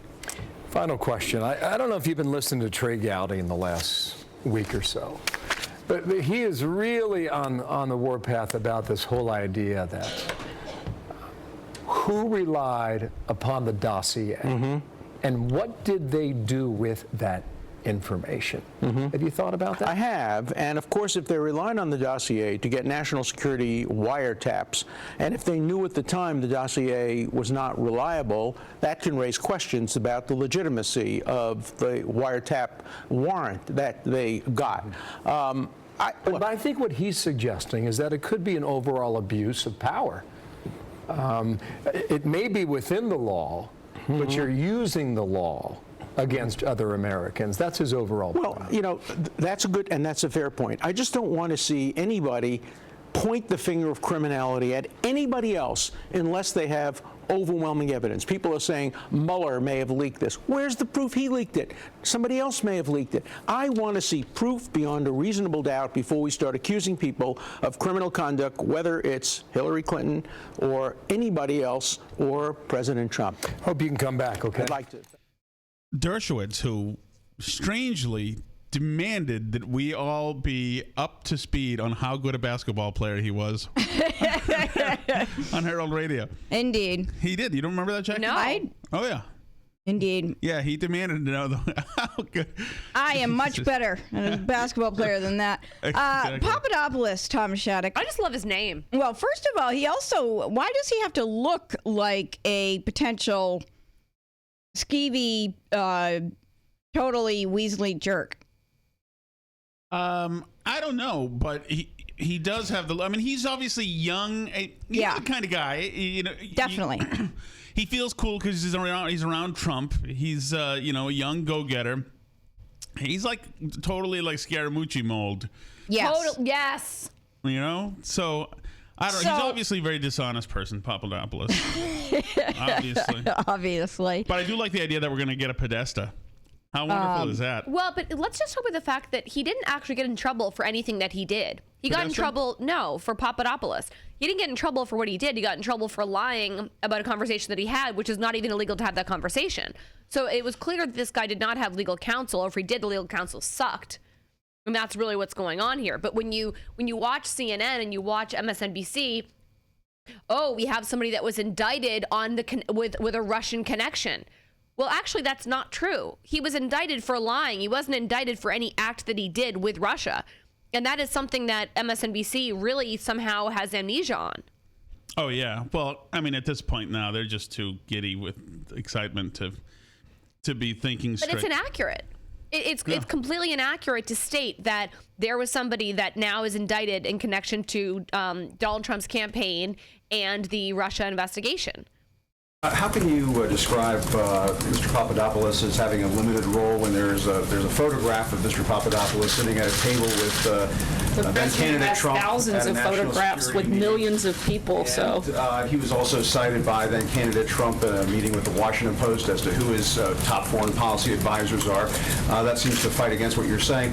And also, how is it not collusion when George Papadopoulos is in contact with various people who are promising dirt on Hillary Clinton, a series of events that closely mirrors what occurred with the president's own son? This individual was on in pursuit of information that was damaging about the Clintons. How is all of that not collusion? Look, this individual was the member of a volunteer advisory council that met one time over the course of a year, and he was part of a list that was read out in the Washington Post. I'd hardly call that some sort of regular advisor, or as you want to, push that he's like a senior member of the staff.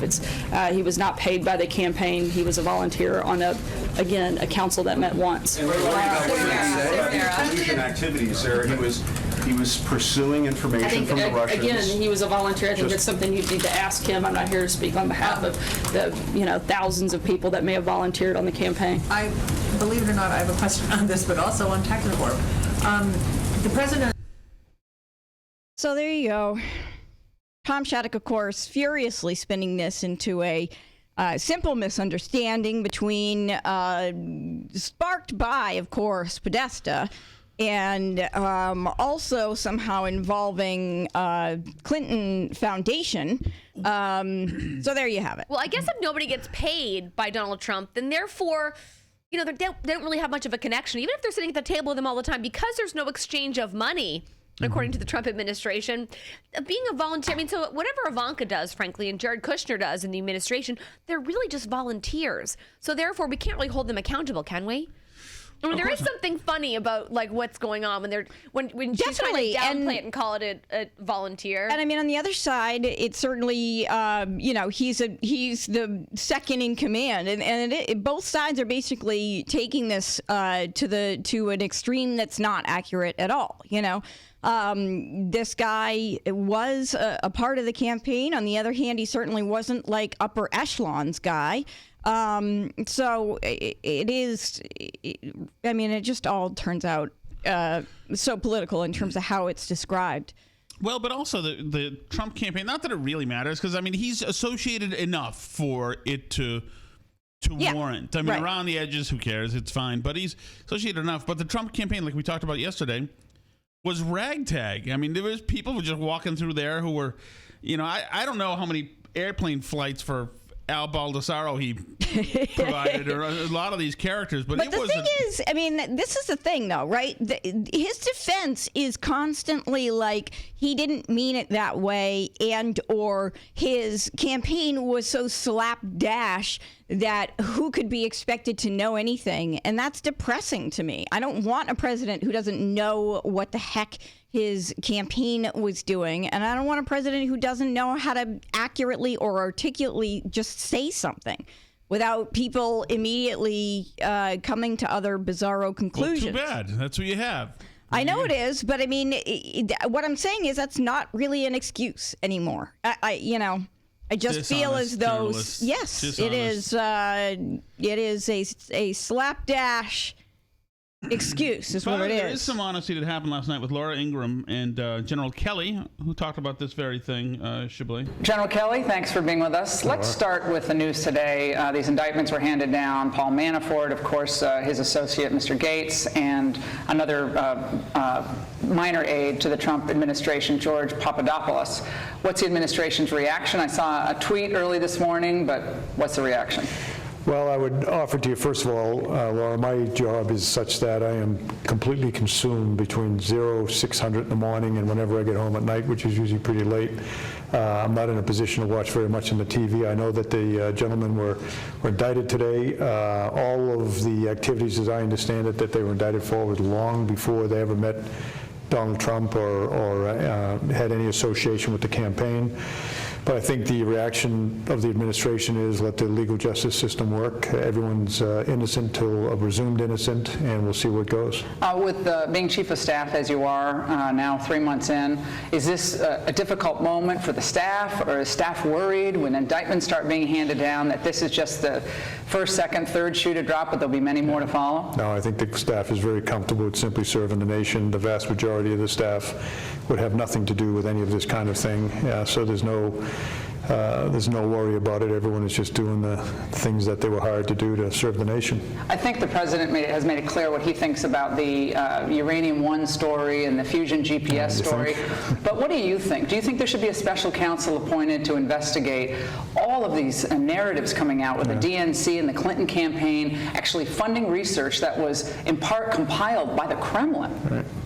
Kremlin associates. Well, I'm one of those people that think the American people really do have a right to know what their government does, have a right to know what their focus government on the real is doing on any given day, and by the same token, what private citizens are doing if they break the law. That's what Again, Hillary everyone's Clinton is up presumed innocent, but I think with the focus of that's been on Mr. Trump and the focus that's been on this Russian collusion, which of course is not the case at all with Mr. Trump. Because normally the president doesn't get any attention. These kind of accusations, unfortunately the U.S. population outside of the echo chamber that is Washington essentially could care less about Washington, D.C. If you go out there into the hinterlands, people don't care. They're disgusted. If you look at the rates of acceptance among the U.S. population, Nobody's U.S. covering Congress, the president media normally. is all way down in the single digits or in the teens. Who cares what the president does?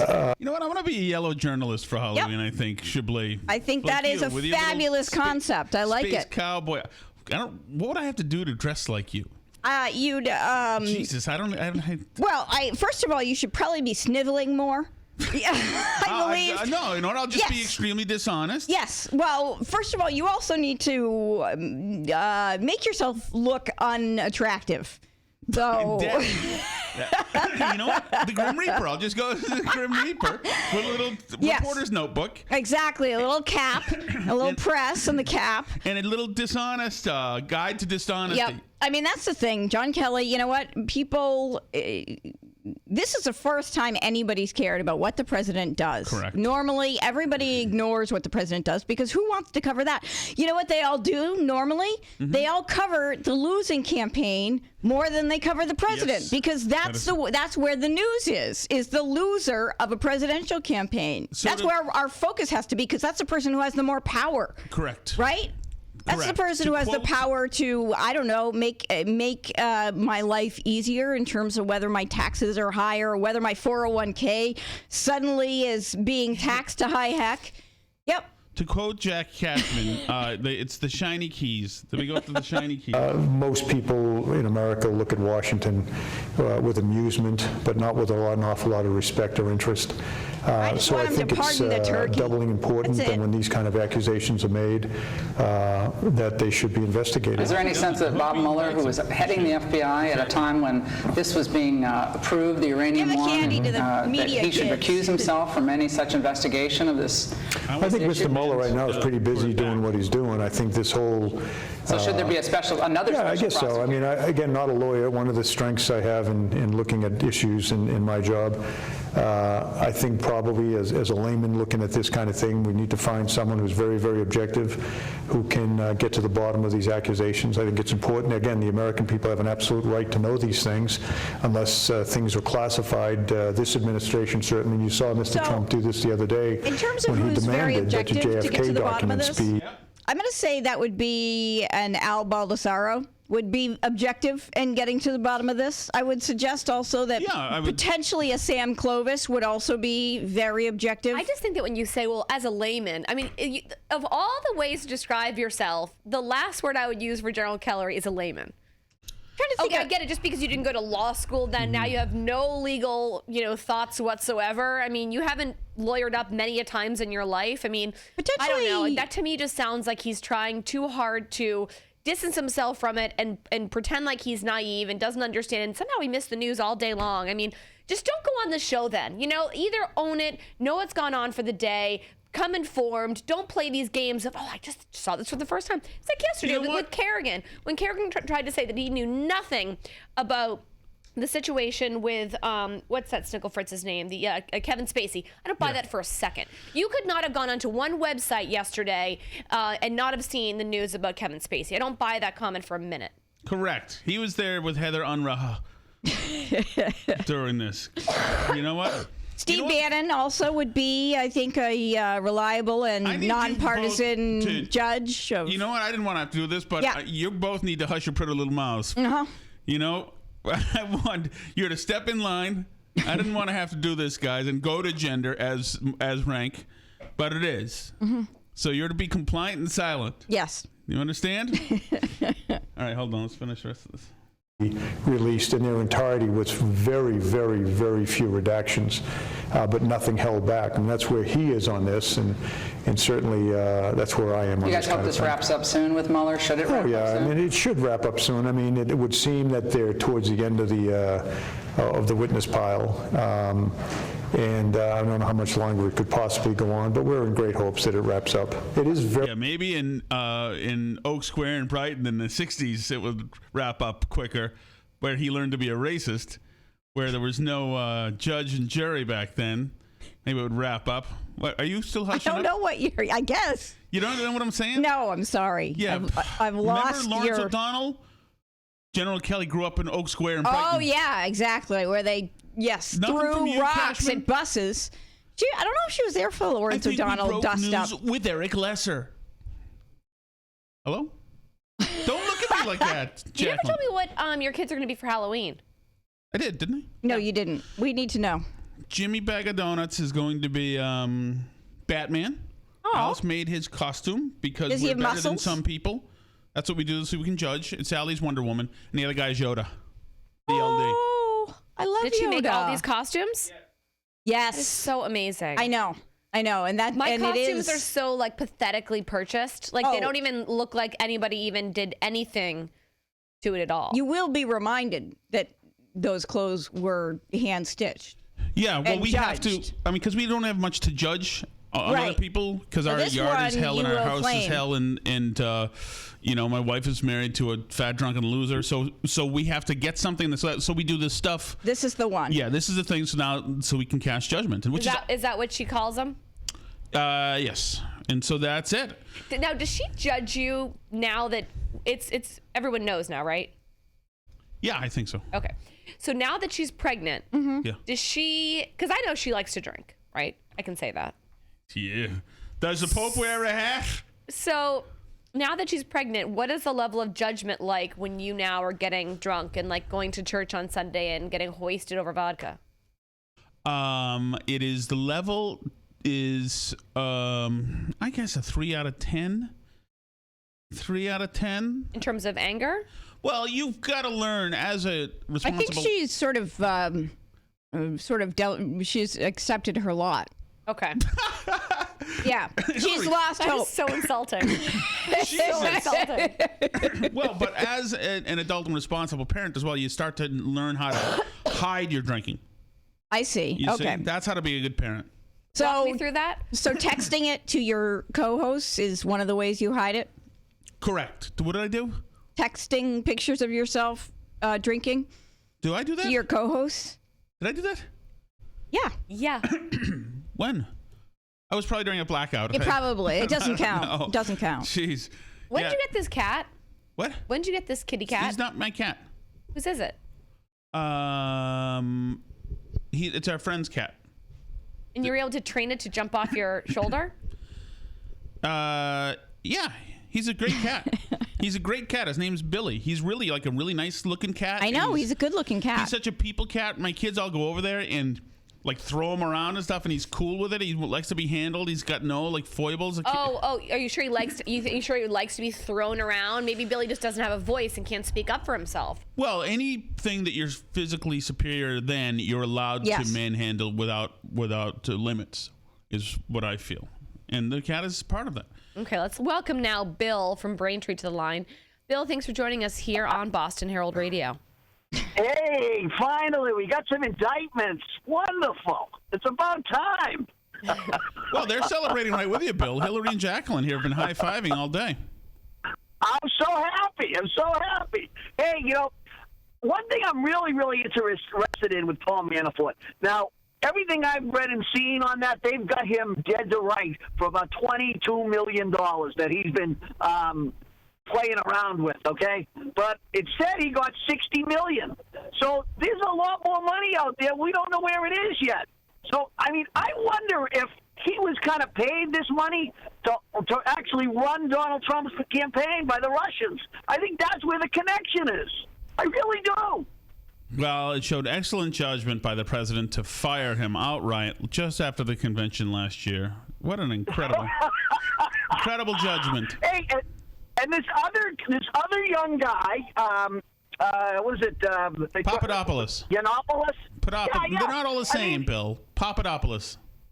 Papadopoulos. Yeah, You know what? close I know enough. you Democrats, you just tend to lump all those Greeks together. Boy. Absolutely, you've seen one, you've seen them all. Hey, but you know what's great is that now this guy Trump is on videotape saying that this guy's a great guy. Yeah. Super guy. Okay. I'm pretty sure he's And also now- on videotape saying nice things about Hillary. So. But now they're trying to make out like they don't know him. Oh, he was a part-timer. He wasn't even paid staff. Oh, he's terrible. But they met once. I just laugh because it is so it's all fantasy now for the Trump. The indictments are out and it's going to get worse. And they say he may have been wearing a wire, so that's even going to be worse. That could be interesting. But the thing is that, to be honest, nobody here knew who Papadopoulos was beforehand. Nobody did. Huh? You're right. Nobody did. You're Nobody did. absolutely right. Talk about under the radar screen. You got with Trump, you've got a cast of characters whose names you'd say, oh yeah, no, I get him, I know him. This is one of the ones you don't know, but maybe they will get somebody that you know. It's all very entertaining as far as I'm concerned.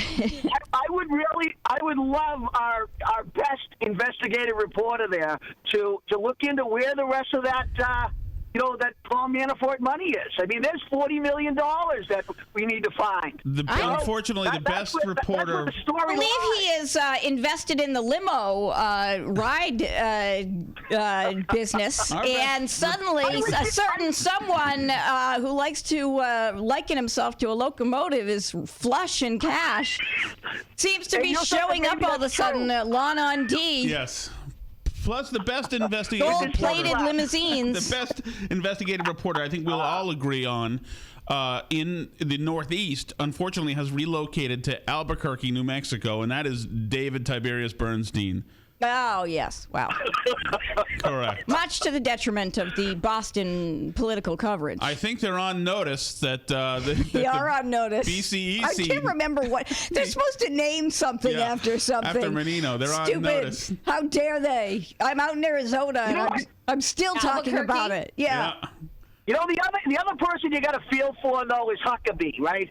You know, Sarah Huckabee there, Sanders. She is, you know, she's got to get out there and just lie. You got to work on an act, Bill. Oh, and No, Bill, but Bill. She's got to take off that makeup. That makeup is terrible. Okay, so now we're going to start slamming women, shaming her the way she looks. Bill, but here's the deal: she didn't lie yesterday. She said that the indictments had nothing to do with Donald Trump. They didn't. They had nothing to do with his campaign. They did not. The indictments had to do with Paul Manafort and his business dealings prior to even knowing Donald Trump won. And then why do you say prior? That's not true. That's not true. Yes, it is. You is. said prior. That's not up till 2016. What?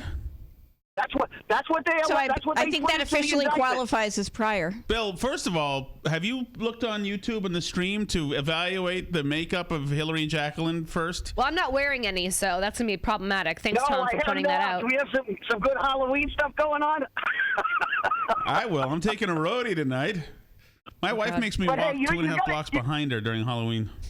Shannon, why did you bring up makeup? Because do you have an issue with my makeup?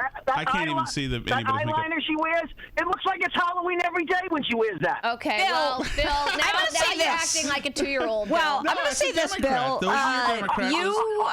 You of course have mentioned how flat-chested I was a little while ago, and now you're wandering into makeup territory. I think the sexual harassment class. Correct. I don't know why you guys coddle these Democrats, Hillary.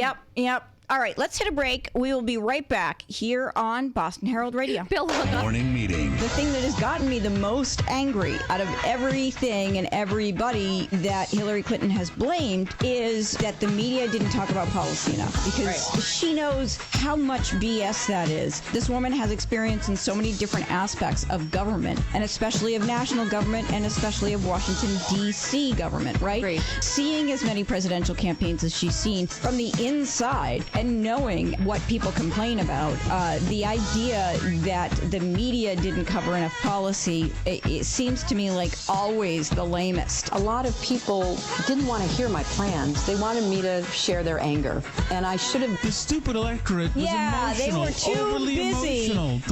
being angry to listen to reason. She has no respect for her supporters. There's no love there. I mean, even the night that she lost the election, she didn't even come out. That was brutal. It's weird to me that we don't hear more supporters angry at Hillary for losing. Like, where's that anger? Morning meeting, 9 to noon on Boston Herald Radio.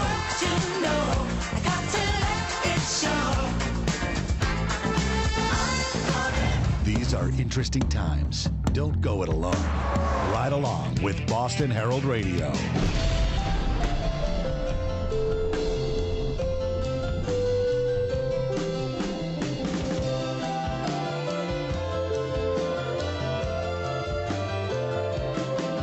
Does your job have you feeling stuck? Do you wish you could take your skills to the next level? Do you want to turn your job into a career? Drive your career forward with CDL training from Parker Professional Driving School in Avon. Train for a commercial driver's license with Parker and begin an in-demand career with endless opportunities. We offer small classes, a variety of payment options, and lifetime job placement assistance. For more information, please call 508-583-1906 or visit parkercdl.com. Competition brings out the best in our New England Patriots, as evidenced by the incredible nail-biting rally that smacked down the Falcons and got us Super Bowl 51.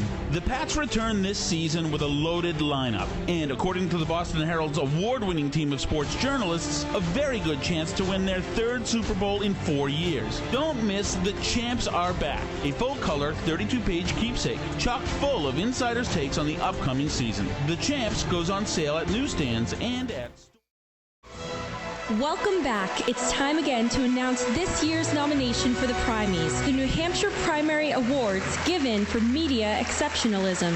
Nominated for Best Group Suck-Uppery in an interview are John Sapichetti and Tom Shattuck.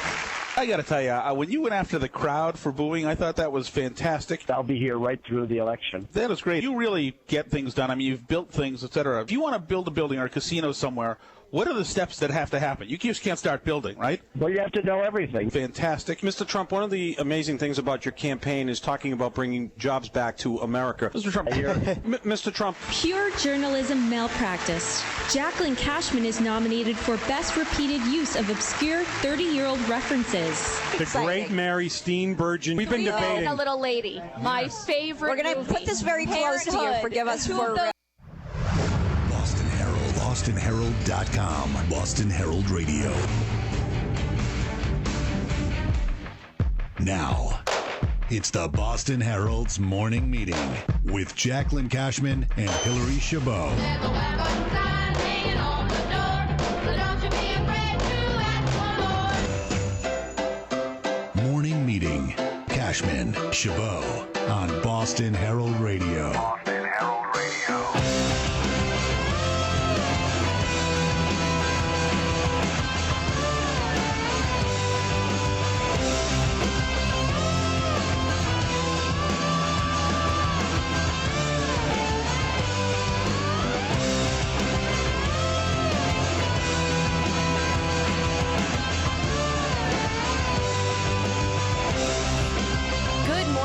Welcome to Morning Meeting. I'm Jaclyn Cashman. She's Hillary Chabot. I want to thank you for listening to us here on BostonHeraldRadio.com and WCRN 830. 617-619-6400 is the number to call us. 617-286-5633 is the number to text us. Well, it's just a nothing burger down in Washington, D.C., as Tom Shattuck likes to say. I guess I shouldn't be laughing about people getting indicted, but there is some humor to the situation, I suppose. Nothing burger. Why does it bother you so much? Because I hate people who say nothing burger. So you hate Charlie Baker? Yes, I do. From now on, I'm sorry about that. Mark the tape. I do. You know what? Plus, I want that DCR gig with the siren through Post Office Square, too. You want that job? Well, you're going to have to talk to Matt Beaton about that one. I'm the most, bribable buying off person ever, and I get no takers. Jesus, I need an agent for corruption so I can sell myself. So today is Halloween, obviously, and what are the boys wearing? What are they adjusting? Hudson was supposed to be a police officer, but he flipped out when I put the police officer costume on him, and he loves police officers. Every time we see one, he has to stop and say, "Thank you for your service," and it's so stinking cute. But he did not like it. So I found some pajamas of Hudson's, which is Paw Patrol pajamas, which he likes. And I took his Easter basket and I cut the bottom of the Easter basket out and made a hat out of the Easter basket because it was a Paw Patrol Easter basket. Okay. So he's dressed as Paw Patrol. Ish. And then Hudson's a stormtrooper. Oh, I like that. He's never seen Star Wars, though. That's okay. It doesn't matter. Yeah. So I wrote a story in today's Boston Herald about the idea that you have to be concerned about marijuana gummies. Yes. And, in theory, I believe that potheads would never waste their edibles on some kids. That would not be something that they would do. So it begs the question why police officers and the Attorney General of New Jersey are putting out these public, awarenesses for parents, warning them of these edibles. I think they have to have something to do. You think that's what it is? Yeah, they got to warn somebody about something. I don't know. I mean, I think that the only way something like this would actually happen is if essentially like a pothead was getting candy ready and accidentally put the wrong candy in the basket. Mm-hmm. Yeah. Maybe. Yeah, I don't think that it's a real thing where you'd really have to worry about the edibles. I mean, kids are obviously going to get into edibles. There's no doubt about that if they already haven't. And that is going to be a big problem. And it's not just the candy ones. Certainly the candy ones are one thing, but kids are monsters. The LD is a monster. He rips open the fridge, just grabs what he wants like Yoda and just rips into it. I'll see little teeth marks in cheese. The kid's crazy. Oh, yeah. Tucker will actually go. Cheese. Yeah, Tucker will go into the freezer and he'll grab like frozen food that's his food, and he'll just like eat it, and then he grabs a stool and then spits it out in the sink. Yeah, if I had frozen cookies that were marijuana cookies, my kid would have been dead by now. Yeah, I'm right there with you. But I don't know. You know, it's a funny thing. It's that the whole story is about people like hiding razor blades and apples. Yes, and stuff. the razor blades and apples was. There's really nothing to that. Well, that's. Right? I mean, that's what I guess we all grew up. It's the old that school, same right? Concept, and I remember always being so worried about that. And I'd chosen that there was a house in my neighborhood that definitely did that, and I would always avoid going to that house. Who even gives out apples? People used to give out apples. A couple of people, I remember. Yeah. But were they the delicious apples? The worst kind? Worse than that now. No. I thought the worst kind for you was Honeycrisp. Well, I hate Honeycrisp, but I would take a Honeycrisp over a Red Delicious any day. Okay. Yeah, I guess Red so. Delicious apples are like the evil empire of apples. I mean, Jaclyn. I mean, Hillary. Jaclyn. I like Jaclyn together. Yep. I mean, if we're in a world where you'd actually have to choose an apple to eat. I mean, I understand that would be. Well, I think that's the world we live in right now, where I choose an apple. What I can't stand is, first of all, I don't eat candy, so it doesn't even appeal to me. You know, the whole walking everywhere. I mean, Trevor's already probably.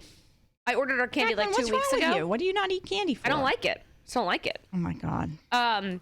Trevor like downs like at least 6 pieces of candy a night.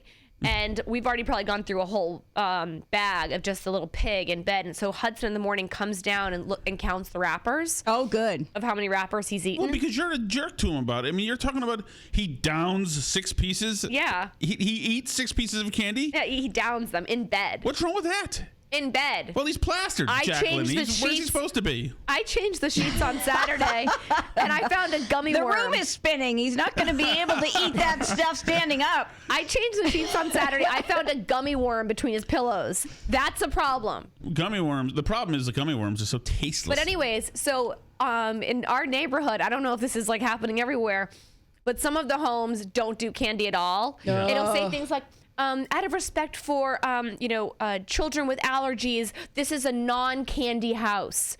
And then it gives you like some like stupid treat instead. But it's like, why do you have to make like the thing? Just say like, this is a sticker house. That's cool. Yeah. Like when I went to Peru Boo in Boston, they did one place gave out stamps and it said like boo and peekaboo on them and trick or treat. That was so cute. That's fine. They didn't have to say in support of kids with allergies and all. It's like, oh, I understand Anson has an allergy and I'm supposed to be sensitive to you. No way. He will be bullied out of the allergy. Did I tell you about what happened with the batter? We were making cupcakes that the other kids. Oh boy, did somebody blow up? They were eating raw batter. Yes. The other kids. Yes, and they gave Anson a spoonful and it had eggs in it. And you didn't realize that it had eggs in it? No, well, I didn't give permission.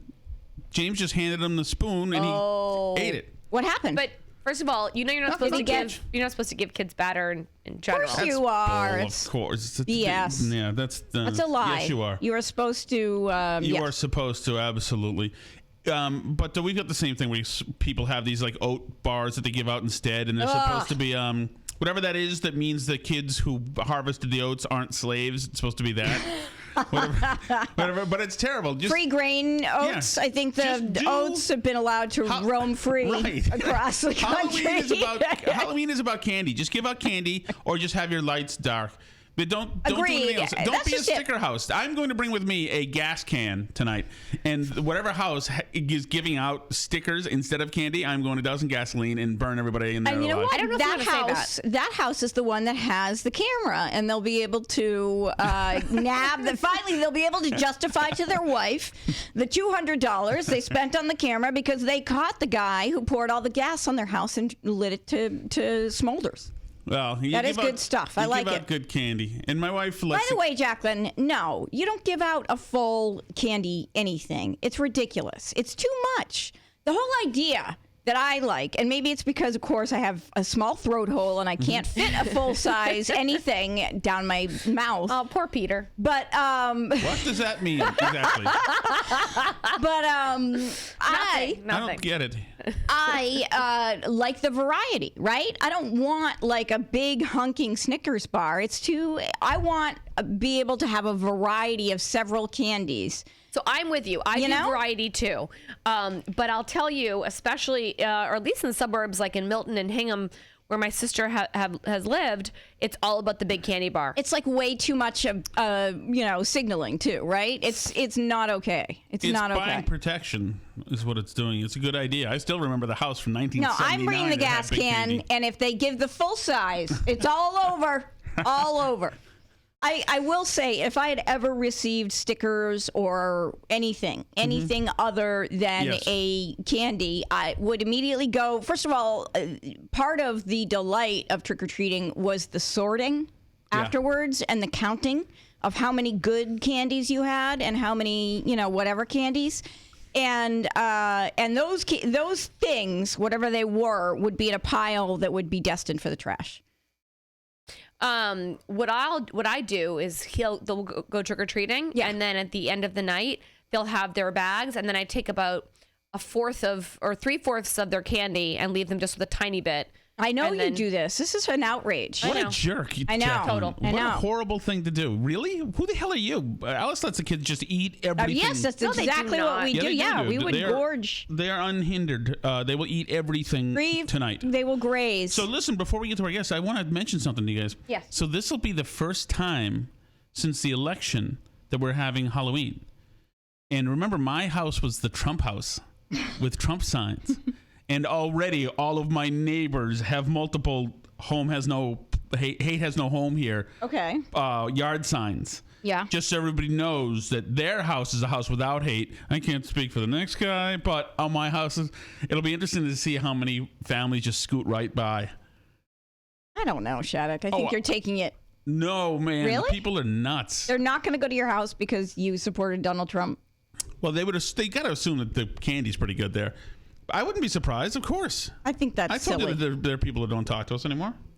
Well, or I've also got another theory, is that maybe the people always never wanted to talk to us. Any excuse. Right. Any excuse. We can say it's politics. It's just, let's get it. Something.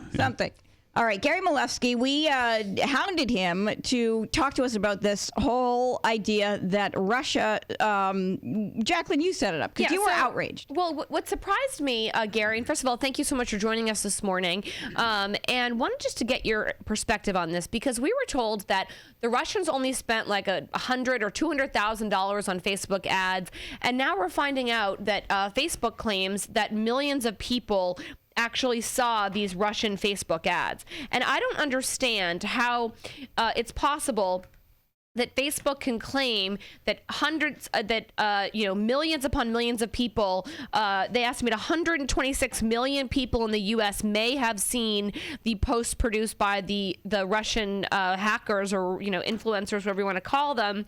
But that does not make sense in terms of the value that they spent. I mean, I understand that you can, I do Facebook boosts all the time, and I'll spend $75 and reach 1,000 people. But even still, that doesn't add up to these sort of numbers. It doesn't make sense to me. Yeah, well, according to Facebook, all it took was $100,000 in ads to reach.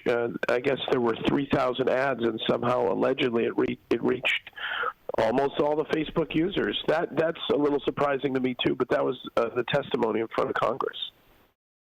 So, I mean, then should we change our mind and actually believe that potentially somehow Russians did impact the users of Facebook? Well, I think I buy my Facebook ads in Russia. It's a lot cheaper, I guess. So, but seriously, yeah, go ahead. Go ahead. I was going to say it would be nice if ads that we see had just maybe a little .ru at the bottom corner, so you go, oh, that ad is coming from someone who paid for it from this country. .cn would mean China. I mean, we all know what the domain countries are. .uk is the United Kingdom.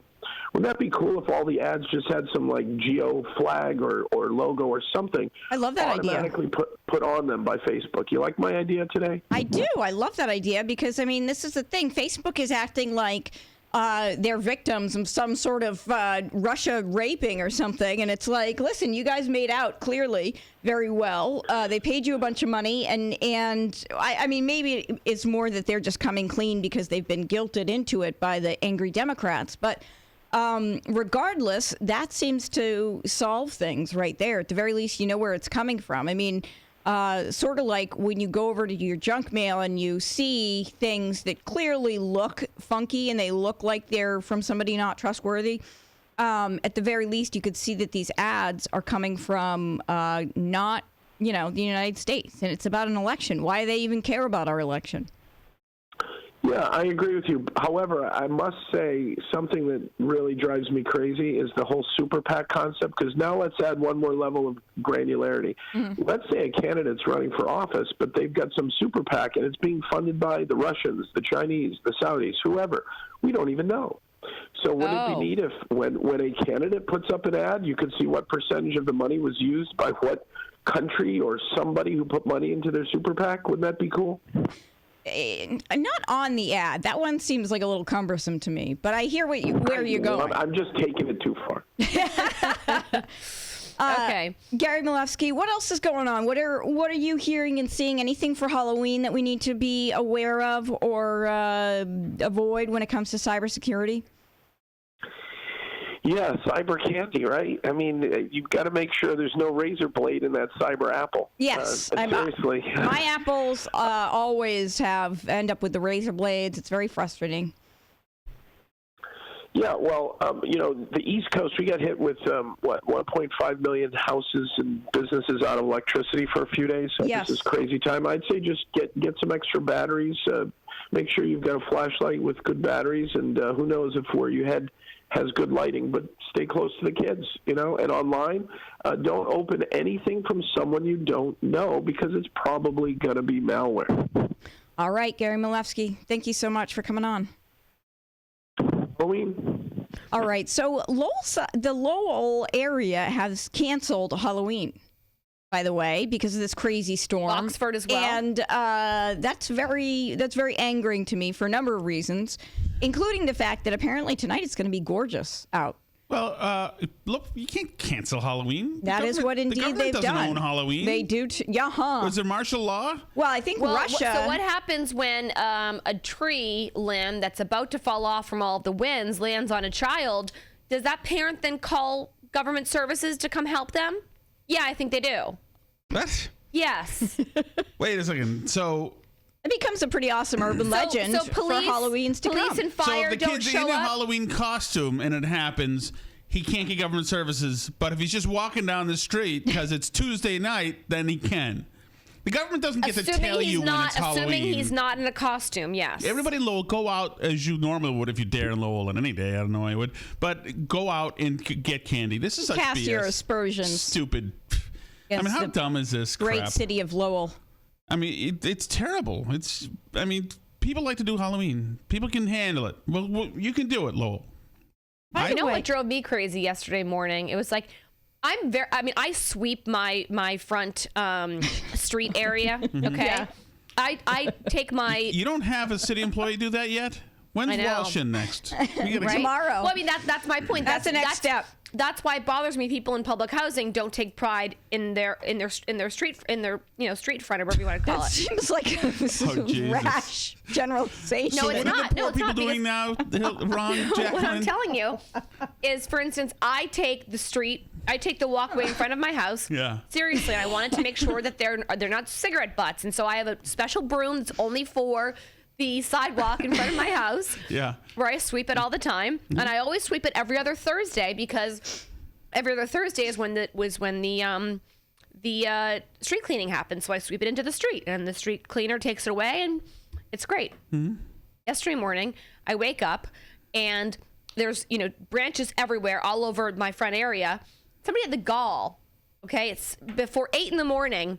to throw all the branches that were in the front area of the sidewalk into my front garden that I've been laboring on. That's not okay. I was so mad.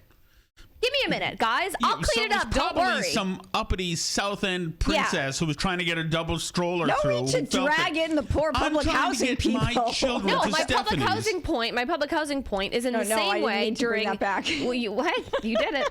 It's in the same way during a snowstorm where I'm worried about my friends and neighbors, and I go out there, and even when I'm 9 months pregnant, okay, and I could have a hernia or something else bad happen to me, I am shoveling the front area to ensure that nobody slips and falls. I take responsibility for the area and the place that I live in the same way I did when I was a renter in Cambridge. So what about people in public housing? They don't have to do it.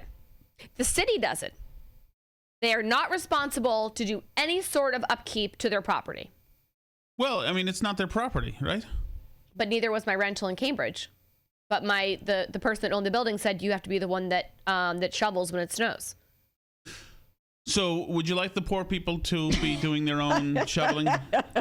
I want You already everyone, stole their water in the summer, Jaclyn. I want, in the same way that I'm responsible for taking care of the front area where I live, I want everybody to share that responsibility. And I sure as, you know what, don't want a paid person working for the city of Boston spending time shoveling out the projects. I'd much rather them spend their time shoveling out maybe the front house of somebody that's 70 years old and is not capable of taking care of their property because they're old. Maybe they don't have any kids. That's what I'd rather. Or somebody that's disabled. Somebody that physically can't do it. The showman's got to put on a show, Shattuck, after all. That killed, by the way. I saw somebody over the weekend who saw my JFK wrap-up and thought it killed. No one really understands this concept. No, you guys really think that I'm just bashing on poor people? Yes. Well, I mean, definitely. I know the concept. Yeah. I mean, because you've heard it before, haven't you? Well, You've plus, heard it also, before. Jaclyn, a lot of poor people tend to be obese. And do you think they should really be doing Halloween? Jaclyn, answer honestly. Jesus Christ. If somebody's fat, I don't think one night of Halloween is going to really put them over the edge. No, I mean, I don't have a problem with that. Who's going to be paying for their lap band surgery? It could take care Well, of what I do have a problem with, and this is something that Trevor gets very angry with, so we have to stop our Halloween. I mean, our street, they shut our street down. It's like, so cool. It's awesome. Who shuts your street down? I don't know. Somebody shuts The it down. authorities. It's Not they, me. once again. You tell them, Shattuck, that they don't own you. Somebody shuts it down. I'm going to drive through those kids. But it's so fun. But by like 9 o'clock at night, it's no longer the cute costumes anymore. It's like the 13-year-old punk with the pillowcase, not in a costume. and What just is in it a hoodie. about an adult man that hates a 13-year-old kid dressed up in particular? I mean, you might... If you got dressed up, if you're 13 and got dressed up, I'd say, hey, have some candy. Me too. No problem with that. My problem is when the older kids now come through and they just want a bag of candy. Oh, they pretend like... They're not even pretending. They're just rude. I see. They come up. If they even just said trick or treat, I'd say trick or treat back and everything would be fine. They come up. They have a bad attitude. They've got their hoodies on. They've got their pillowcases filled with candy, and they just go in and grab it so aggressively. Wow. And they take huge handfuls of it. And then Trevor ends up getting into fights with them, and it's like, okay, They've got their that's hoodies it. on. That's so it. this is a funny thing. And then we have to end it. My husband gets just as mad about that as well. And Tom Shattuck, you hate the 13-year-olds who come out. I hate all 13-year-olds. I don't just go for the ones in the hoodies, dog whistle. Well, no, but you have complained before about older kids trick-or-treating. I don't like them. And there is something about... If you're a 13-year-old, I generally hate your... Agreed. No, I hear you on that one, but I do feel as though there's something about an adult male who is dead set against a teenager trick-or-treating. It is like somehow an outrage. There's this... I don't know. I mean... I don't mind. I mean, I wasn't trick-or-treating when I was 13. I was telling my parents I was trick-or-treating and I was doing something much more nefarious. What were you doing? When you were Not trick-or-treating. When you were 13? Yeah. What were you doing? I was a bad girl. Were you like hot wiring cars? No, I was like getting stoned and drinking at a friend's house. At Told him 13? Yeah. And what did Erica think about this? She didn't like it. She didn't do it? No. Who were you dating She at the didn't time? do it? She drank and smoked cigarettes, but she would never smoke weed, ever. 13 seems a little young. Well. So are you going to go, are you going to bring cocktails out tonight with you? If I physically can. If you've heard me, I've been coughing and, I feel like I can have a drink and survive. Normally, I'd have several. But Yeah. No, I hear you. So since we're not going to be with anybody It's tonight. going to be another gummy worm in the bed kind of night. no, I mean, so the thing is normally we would do trick-or-treating, and it's kind of bad. We then would get a babysitter, leave our kids at home, and then continue up to Beacon Hill, where things are incredible. You should take your kids in sometime to Boston for Halloween. I've seen John Kerry hand out candy. I know. I would love to do. You would love it, Beacon. though. So wait, you and Trevor get the sitter. Yeah. And then what are you doing in Beacon Hill? We will have a bottle of wine and a backpack, and we will walk around drinking with friends. And will you be in a costume? Yeah.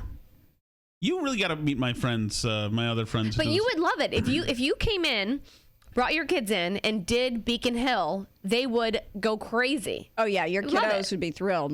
So much fun. I'm sure, but I And mean, like they all have these fun where homes, they are. like, but this is like these people take their situations very seriously. They create haunted houses. Unbelievable. Really? Is it like the yeah. garden tour?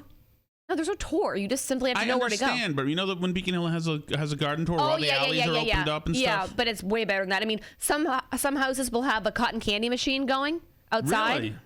I'd love to see that. It's insane. Well, that's but I don't bring cool. my kids to that. Yeah, that's cool. Okay, but that's cool. They're fine. Melrose is just fine. Oh, sorry. We're good. It's actually, it gets so busy in this neighborhood where we're going to that it's overrun with people. I've never seen so many people. It's so weird. It's so weird the way things have changed depending on the neighborhood you go to. But by the way, I ran into this. Of course, now I'm not going to be able to find it. I ran into this story about here it is, newspaper. This just reminded me slightly of my gummy worm comment. There is a local paper goes viral after a grammar fail leads to embarrassing not safe for work headline. You ready? Mm-hmm. This is something that, of course, everybody wants. It is students get firsthand job experience. Okay. So there you go. Firsthand job experience. Oh, firsthand job. Oh my gosh. That's amazing. So there you go. Well, we'll end on that note, Chaddock, right? That ties us all together. Wait, why didn't you laugh at that, Tom? That's funny. because it's sexuality, and I'm with my two female coworkers, and I don't feel comfortable going there. As a matter of fact, he is going to be filing something With there, Hillary already said downstairs. something hugely overtly sexual. No, Jaclyn did. I That's did. right. Yes. I said something that you could definitely bring me up on charges for. I was going to follow up when we were talking about what you were doing in terms of nefarious things, and Yes, well, then- suggest that there was no problems with that. Anyway, Oh, what? Wait a second. It suggested there were what, Hillary? nothing. Go there. Actor Andy Dick. And then Hillary What? said Why she do likes you go right to that variety. actor, Hillary? But then Hillary said she liked variety Yes. after I made my comment, which there was places I could have gone there as well. Well, and then I said gummy worms in the bed. Yes. I'm not comfortable with this innuendo, as a matter of fact. How bad would it be if I had a co-host that did not find my dirty humor funny? That would be so problematic. I can't imagine. Yeah, well, I think There are a lot of women he's that don't definitely- find this funny. I mean, I don't find it like hysterical, but you take such joy in it. That's part of Yeah. it. Jaclyn, is the sheer and tremendous joy that you get adds somehow to the situation. When you got that stack of paper towels from the bathroom and still had to employ, that was good. I haven't cried in a while. You had actually, Jaclyn, we cannot say it on air, but you had a very quick story that you once laughed about with me and Hillary that had to do with a condom, which I thought which really put you like right there with the most hardcore guys, like kind of humor that you would be feted as a hero if that was the kind of stuff that you regularly said. Yeah, my grandmother's actually listening. Yeah. Well, it has nothing to do with it's not what you think. No. It has to do with Condom World, the end of Newbury. That's still there, right? It actually is still Across there. from Sansi. It is still there. It's really there? Yeah. Yeah, kid. It's Wow. awesome. I just saw it the other day. Go into Newbury Comics, kid. Andy Dick could have used some Condom World. This guy, by the way, is being accused of sexual harassment, and it's like, this guy is such a nut job that I can't believe he anybody would even claim anything against him, considering he's just such a wackadoo, you know? Yeah, he is. I mean, he's yeah. always been a weirdo, and there's nothing new with him. I don't know. I actually had a dream last night that I was with former President Bush, and we were talking about the sexual allegations against him. And I was saying how I thought they were so ridiculous. Here you are in a wheelchair, and I think that, somebody's trying to get, 5 minutes of fame off of you. Then he goosed me in the dream. Of course he did. And then I woke and up. Barbara Bush rolled her eyes, and you realized it was all true. Everything they said. All right. He downed 5 pieces of candy. Yep. Right after. Left the wrappers in the bed. No, what? If it was 15 pieces, then could I say downed? Is it because 5 is such a small amount that you don't consider to be downed? I think you down a drink because it goes straight down. Hill? You could down some candy bars, sure. If you eat them in rapid succession. You could throw them. You could. Jesus. Well, I couldn't, but others. Boston Herald. BostonHerald.com. Boston Herald Radio.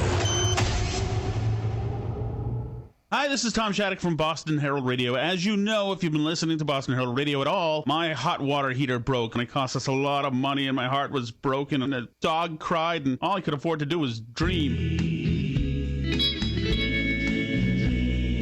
That's until I found Find Mass Money. Seriously, I went over to findmassmoney.com. We've been playing the spots now for a few years, and I found money. Findmassmoney.com. It's a free service from the state treasurer's office. I went to findmassmoney.com, and I found money. I swear this is true. So if you're on the list of people waiting to claim their share of $2.4 billion, that's a lot of money, of unclaimed property, then go to findmassmoney.com, or you can call the state treasurer. That's 1-888-344-MASS. That's 1-888-344-MASS. Findmassmoney.com. I gave it a shot, and it worked out for me. Findmassmoney.com.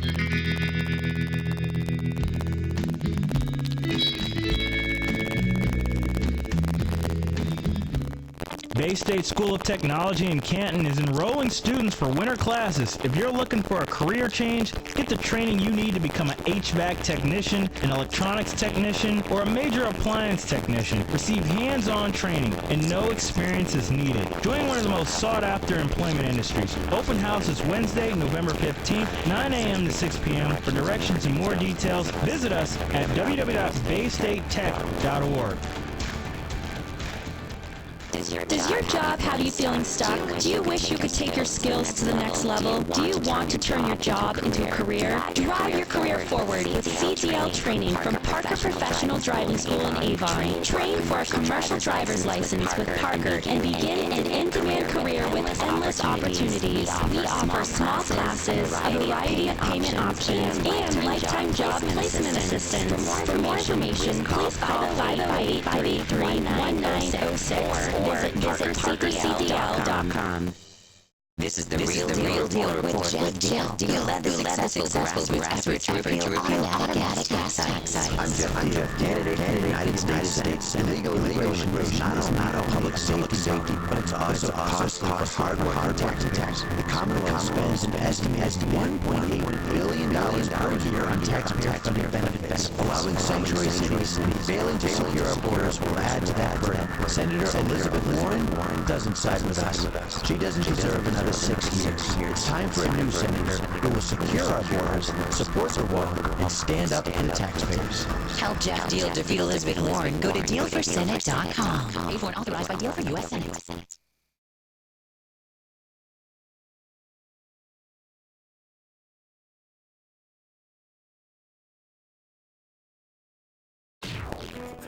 I am Michael Graham. Halloween proves that millennials really are scary, and it ain't the costumes. I'll tell you why after I tell you about Kitchen Center of Framingham at magnificentkitchens.com. Maybe tonight you'll be puttering around the kitchen, looking for that big bowl you dump your Halloween candy in every year, and you'll notice that your kitchen is, well, a bit of a dump too. That's not good for your family or your home's resale value. But finding someone to do the remodel can be scary. Until now, visit magnificentkitchens.com and see how terrific your kitchen or bath can look after the magical transformation by Kitchen Center of Framingham. If your kitchen is a nightmare, call Kitchen Center of Framingham today, magnificentkitchens.com. I haven't been big into Halloween since I got old enough to start shaving regularly. But millennials just can't let go of their childhood and act like adults on October 31st, which makes it pretty much like every other night of the year. This year, 48% of my fellow adult Americans plan to wear a Halloween costume. That's almost half the grown-ups in the country. We'll spend more than $9 billion on what used to be a night when kids could escape their parents, but now they're forced to compete with mom and dad for the best costumes. By the way, some 50 million animal abusers plan to shove little Fido or Fluffy into a costume too. Ugh. Millennials just won't grow up. Fewer than a quarter of 25 to 34-year-olds have achieved the 4 big adult benchmarks: living on your own, with a job, a spouse, and at least one kid. Fewer than half are living away from mom and dad without their financial assistance. Now that's scary. How about, instead of dressing up as your favorite Avenger, you put on a suit and tie and practice being an adult-er? Because here's the deal, millennials. If you're old enough to drive yourself to the party, you're too damn old to show up dressed as Batman. I am Michael Graham. For my daily podcasts and more of the natural truth, visit michaelgraham.com and keep listening to Boston Herald Radio. Because of his superior message, and frankly, he was just a much better messenger and communicator than she was. Okay, so let's just talk about. And I know I was brought on. God, I hope that's a squirrel, not a rat. I was, yeah, hi squirrel. I was. It's better than the lawnmower that's always back there. That's right. But Allison, seriously speaking,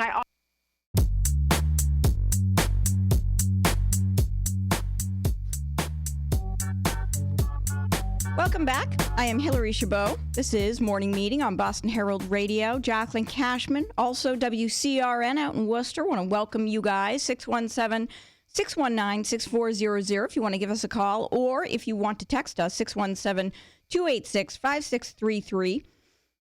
We are getting all sorts of exciting texts here. 774 says he's feeling bad for my hubby, Hillary. LOL.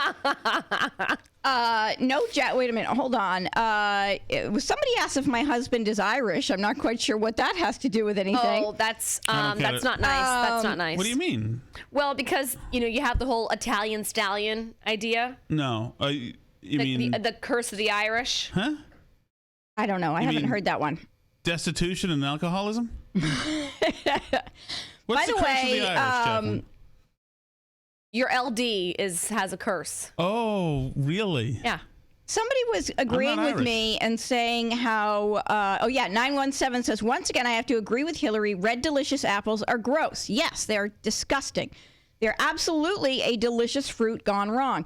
By the way, 917 is we are bonded. They hate watermelon, and I hate watermelon. Watermelon's and wonderful. I hate red delicious apples, and they do as well. So I am very excited about that whole situation. I'm not. And then pleased. 781 says something about somebody calling Ghostbusters, but I don't know what that was Yes, in try regards to keep it sexual if you're going to say something mean about us, please. Yes, indeed. So, but except for Shattuck. Yes. Here's the problem with having a debate about apples. Is it like what is this? Is it 1760? I mean, really? That's how wonderful your life is. Is that it's about apples? They have created I believe that the short grain rice indeed trumps the long grain any day. And there you have it. So I will also argue over other bland foodstuffs. Indeed. And I will lay down the law and not relent. Hillary, where are you on the saltwater taffy? The worst. So I don't hate it. I'm not hugely in love with it. I don't hate it, but I'm not hugely Where are in love. you on the New England Confection Company wafer? Well, you know where I am on that. It's disgusting. It's totally disgusting. Jaclyn Cashman? Never heard of it. Necco wafers? Oh, gross. Yeah. Gross. There are people who actually... There's a place for candy, like Toblerone. Delicious. What? Toblerone? Yeah. Sorry, I'm being a jerk. Why? Because I picture... It's so stupid. I'm going to now go away. I pictured somebody tumbling. All right, it was Tumblerone.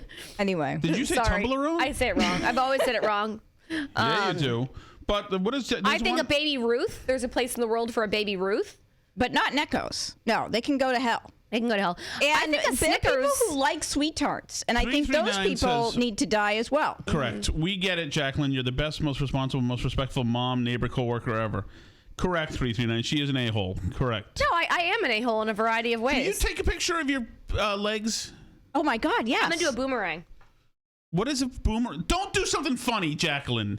Why? Just why did? She looks like the legs under the house. Of Yeah, the Jaclyn, witch. don't move your stupid legs. It's for my boomerang. You don't even know what it is. You're too old. What the frig is boomerang? It's a Get out my ear horn. boomerang. Although, I'm gonna argue about apples. I'm Shattuck. that's what you do, stupid. There you go. I didn't want to. I didn't want to use Jaclyn. By the way, I am currently people can see looking. Jaclyn's Well, the legs problem in is the our Wi-Fi. no, our rug is dirty.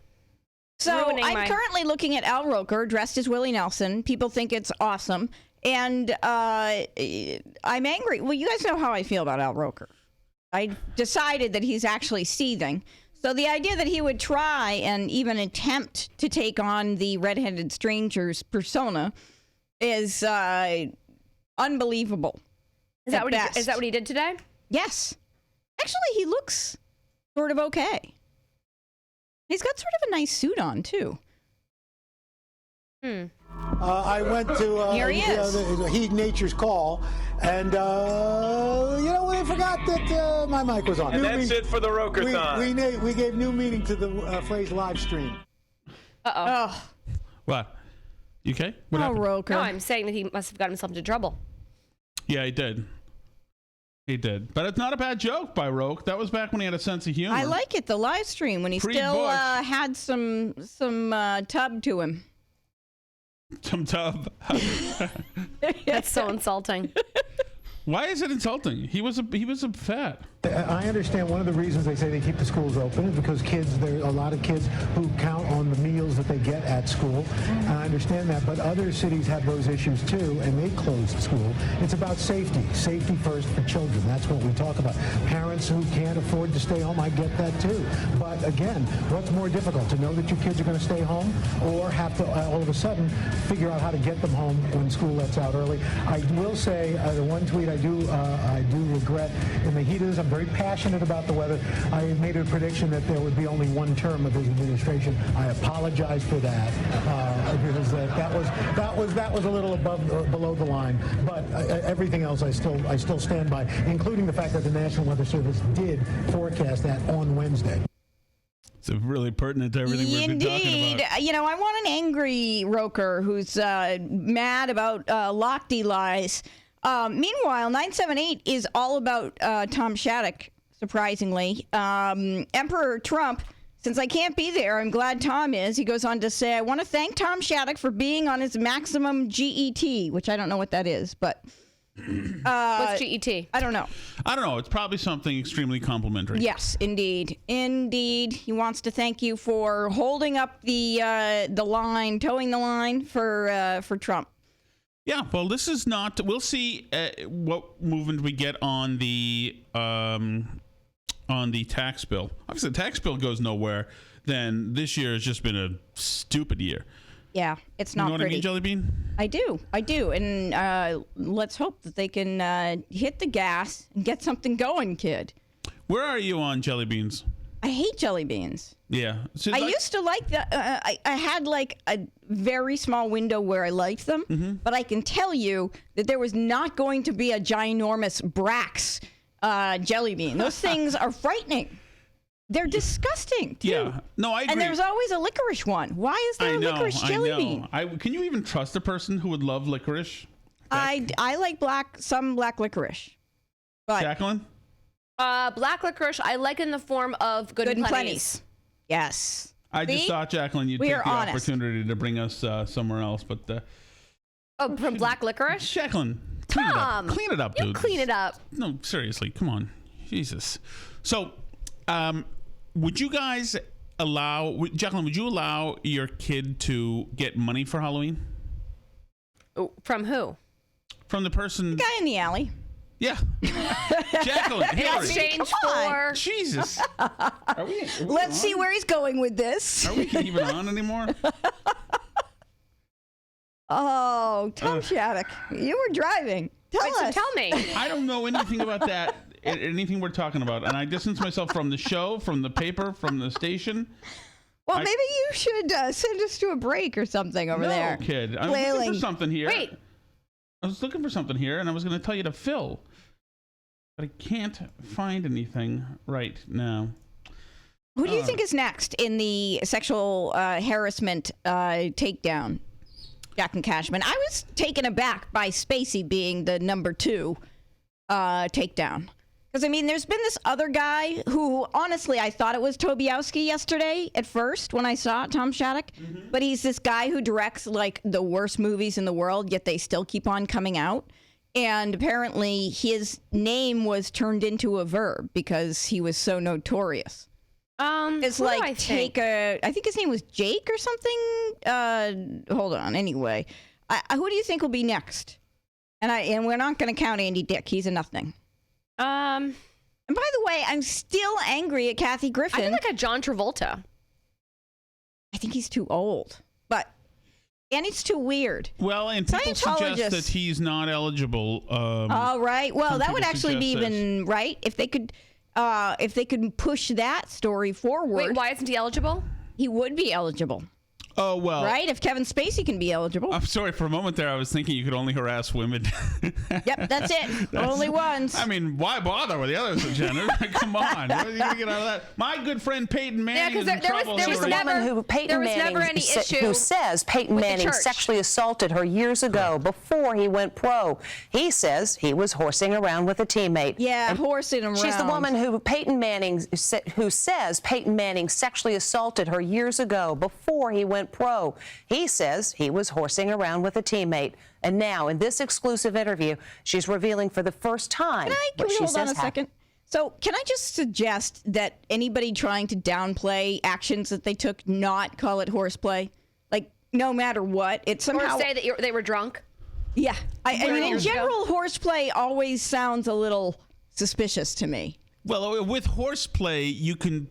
That explains away that you're physically in a situation that seems very unorthodox. It was just a tickle fight. Might as well go there. Might as well say it was a tickle fight, Shattuck. No, it's never all say that. Gross. It's never do not say that. say, I don't think you should go with horseplay. Anyway, let's hear what she has to say. This woman is speaking out for the first time on television about what she says legendary quarterback Peyton Manning did to her 21 years ago. I was repulsed. I was scared. I was intimidated. Back then, Dr. Jamie Nawright was director of health and wellness at the University of Tennessee. 19-year-old Peyton Manning was the school's All-American quarterback, destined for NFL greatness. On February 29, 1996, his injured foot was being examined in the athletic department's training room by Nawright, who holds a doctorate in education. What she says happened has been the subject of headlines and lawsuits ever since, but she's never spoken about it on television until now. I felt something on my face, and Peyton had pulled his shorts down and sat his anus, his testicles on my face. So, how do you get caught by surprise? I don't know. How? Was she a masseuse? Jaclyn, why are you laughing? I'm just thinking about something from high school. What? Uh-oh. Now you gotta tell. Wait Jaclyn. a minute. Jaclyn Cashman. Oh, they would do things like this. Luckily, we didn't have, cell phones. We didn't have cell phones at all. And certainly didn't have ones. A lot of teabagging going on? Yes. Who would, Jaclyn, what specifically are you thinking of from high school? I can't talk about it. Yes, you can, Jaclyn. Just say. Come on. It's just too wrong. I can't. We have to sideline it. Jaclyn. I'll tell you off air. It's really, it's think too of bad. something that parallels it. There's, Is it something that you did? No, it's just when somebody gets passed out drunk at a high school party, what other people will do to them. Like, what are the things? I cannot talk about it on Hillary. radio. I'm not a part of this. Yes, you are. Oh, wait. Maybe you shouldn't talk about it. Maybe this isn't funny, actually. This director, who is also, his name is James Toback, which you see how I was concerned. Jaclyn, you're gonna be heartbroken. He put out The Pickup Artist. He put out Two Girls and a Guy. He put out a lot of rom-coms, Jaclyn Cashman. A lot of extremely... I got to Google it. Robert Downey? A lot of extremely mediocre movies this person produced. Then I had to have seen him. Harvard Man. So I pushed him up and out. He turned around, pulled his... So was she sitting maybe at the desk and he... Okay, if you're going to mention the pickup artist, you have to mention who actually really matters. Robert Downey? No? Molly Ringwald? Oh, yeah. Sorry. She's also a Weinstein girl, I think. Is she? Yeah, she had some kind of story about him. Oh, yeah. He dumped her in Cannes or something. Shorts back up. And what did you say to him? I called him an ass. Manning denies her allegations and has insisted he was engaged in a prank, that he was mooning a friend in the training room. Yeah. This is what he said under oath in this never-before-seen video deposition after Nawright sued him for defamation. I briefly pulled down my pants to so-called moon him. 1 second, 1.5 seconds, pulled my pants back up and continued with Jamie's examination of the bottom of my foot. Peyton Manning has said he was just mooning a friend. What do you say to that? That's a lie. Nawright's You know what? When I moon description somebody, I usually have to get my genitals close to somebody else's area, either the top of their head It's or what have horseplay. you. You know, I was just thinking I remember going on a couple of road trips with my brother, and we were in our early 20s. Yes. And I wasn't the person in the car. There was a third unnamed person in the car, but how regularly this guy would do the "show me your breasts" sign to women our age as we drove by. Of course, yes. And how often it happened. Oh, absolutely. It was absolutely often. I know. But then I thought about telling the story, and then I thought, I bet you I know somebody who's done this in this room. And oh, really? I would say so. That kind of attitude that, oh, you think you're going to shock me? I will shock you. Well, they didn't do any shocking. Who didn't? I just feel like all they did was ask. I don't know. Horseplay. Fits the aw shucks image of Peyton Manning. He retired as one of the greatest quarterbacks of all time and has found a lucrative second career as the star of television commercials. Chicken parm, you taste so good. He's even been talking. It does taste good. I just hate that for some reason. Well, I mean, seriously though, with jocks, are we not surprised? Yeah, that certainly happens. They've got their own thing going on. They and do. Some of They do. Jaclyn. How can you bury the real Andy Dick news? Andy Dick had a movie job to be fired from. Nice one, 617. That's a fabulous joke. I love it. Yeah, well done. Right? I mean, who knew that Andy Dick was actually working? That he had been hired to be in any sort of production? And so, like, he flares up every once in a while. Yeah, and like flares up should only be used for one thing. I think it's actually accurate, Jaclyn, with this guy though. I think flares up is like he absolutely a flare up is like a herpes. Yeah, that is pretty much. So you're calling him a herpes? Yeah, that's exactly what I'm calling him. He's a herpes. Okay. So what is Pepper going to be dressed up as? I know you like to always dress up the dog. Well, so this is a good lesson to go say goodbye to our friends WCRN with. Yes. This is a good lesson. I told my kids that maybe this is how God works. Okay. So we have the big weeping willow, and is this when you hired the 16-wheeler to bear down onto Pepper? That's how God works. What's so funny, Jaclyn? The idea of your dog dead. And God works when Daddy disengages the camera, and so this happens. Why do you need a 16-wheeler? Aren't you the equivalent? I get it, Jaclyn. Oh boy, I get it. You can do better, Jaclyn. So here's the thing, and this is important. Yes. Maybe I'll go into the priesthood, actually. So I said, this is maybe how God works, because I go to church now, Hillary. Yes, I know. Up near you, kid. And you drink. You seen me do popping. How many drinks did you have? At church? No, you drink. How many vodkas did you have? At church? Yes. At least one. Okay, like more than 5? Dude, I'm not in charge of who does what, okay? I sit there. Whatever they give me, I'm going to consume. God's demand. I obey. So how many gods do they have in that church? Ecclesiastes. Do they do this like 20 minutes before they pass around a little basket for you to give money, so you're all loosened up, and then you give money? I don't know. I don't know when the money thing happened. I think it's different. Or you didn't even notice the money thing because you were so blurry-eyed from all the vodka. I could tell you it hit me. I can tell you that because there was. But anyway, so here's the thing about in both of you. So since you're both godless and Hillary are an empty, dark soul. Jaclyn, you go to the church with the TVs in Cambridge. Remember that old ruse? So here we go. So is that so the winds knocked down all these branches from the willow tree, including some that are about 18 feet long, all sorts of branches. But these willow tree branches are they're very light. It's it's a cruddy tree.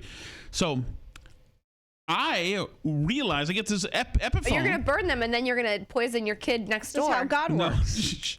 I get this epiphone, Hillary. Yes. Which is my way of saying epiphany, if you didn't know. Oh. Okay. So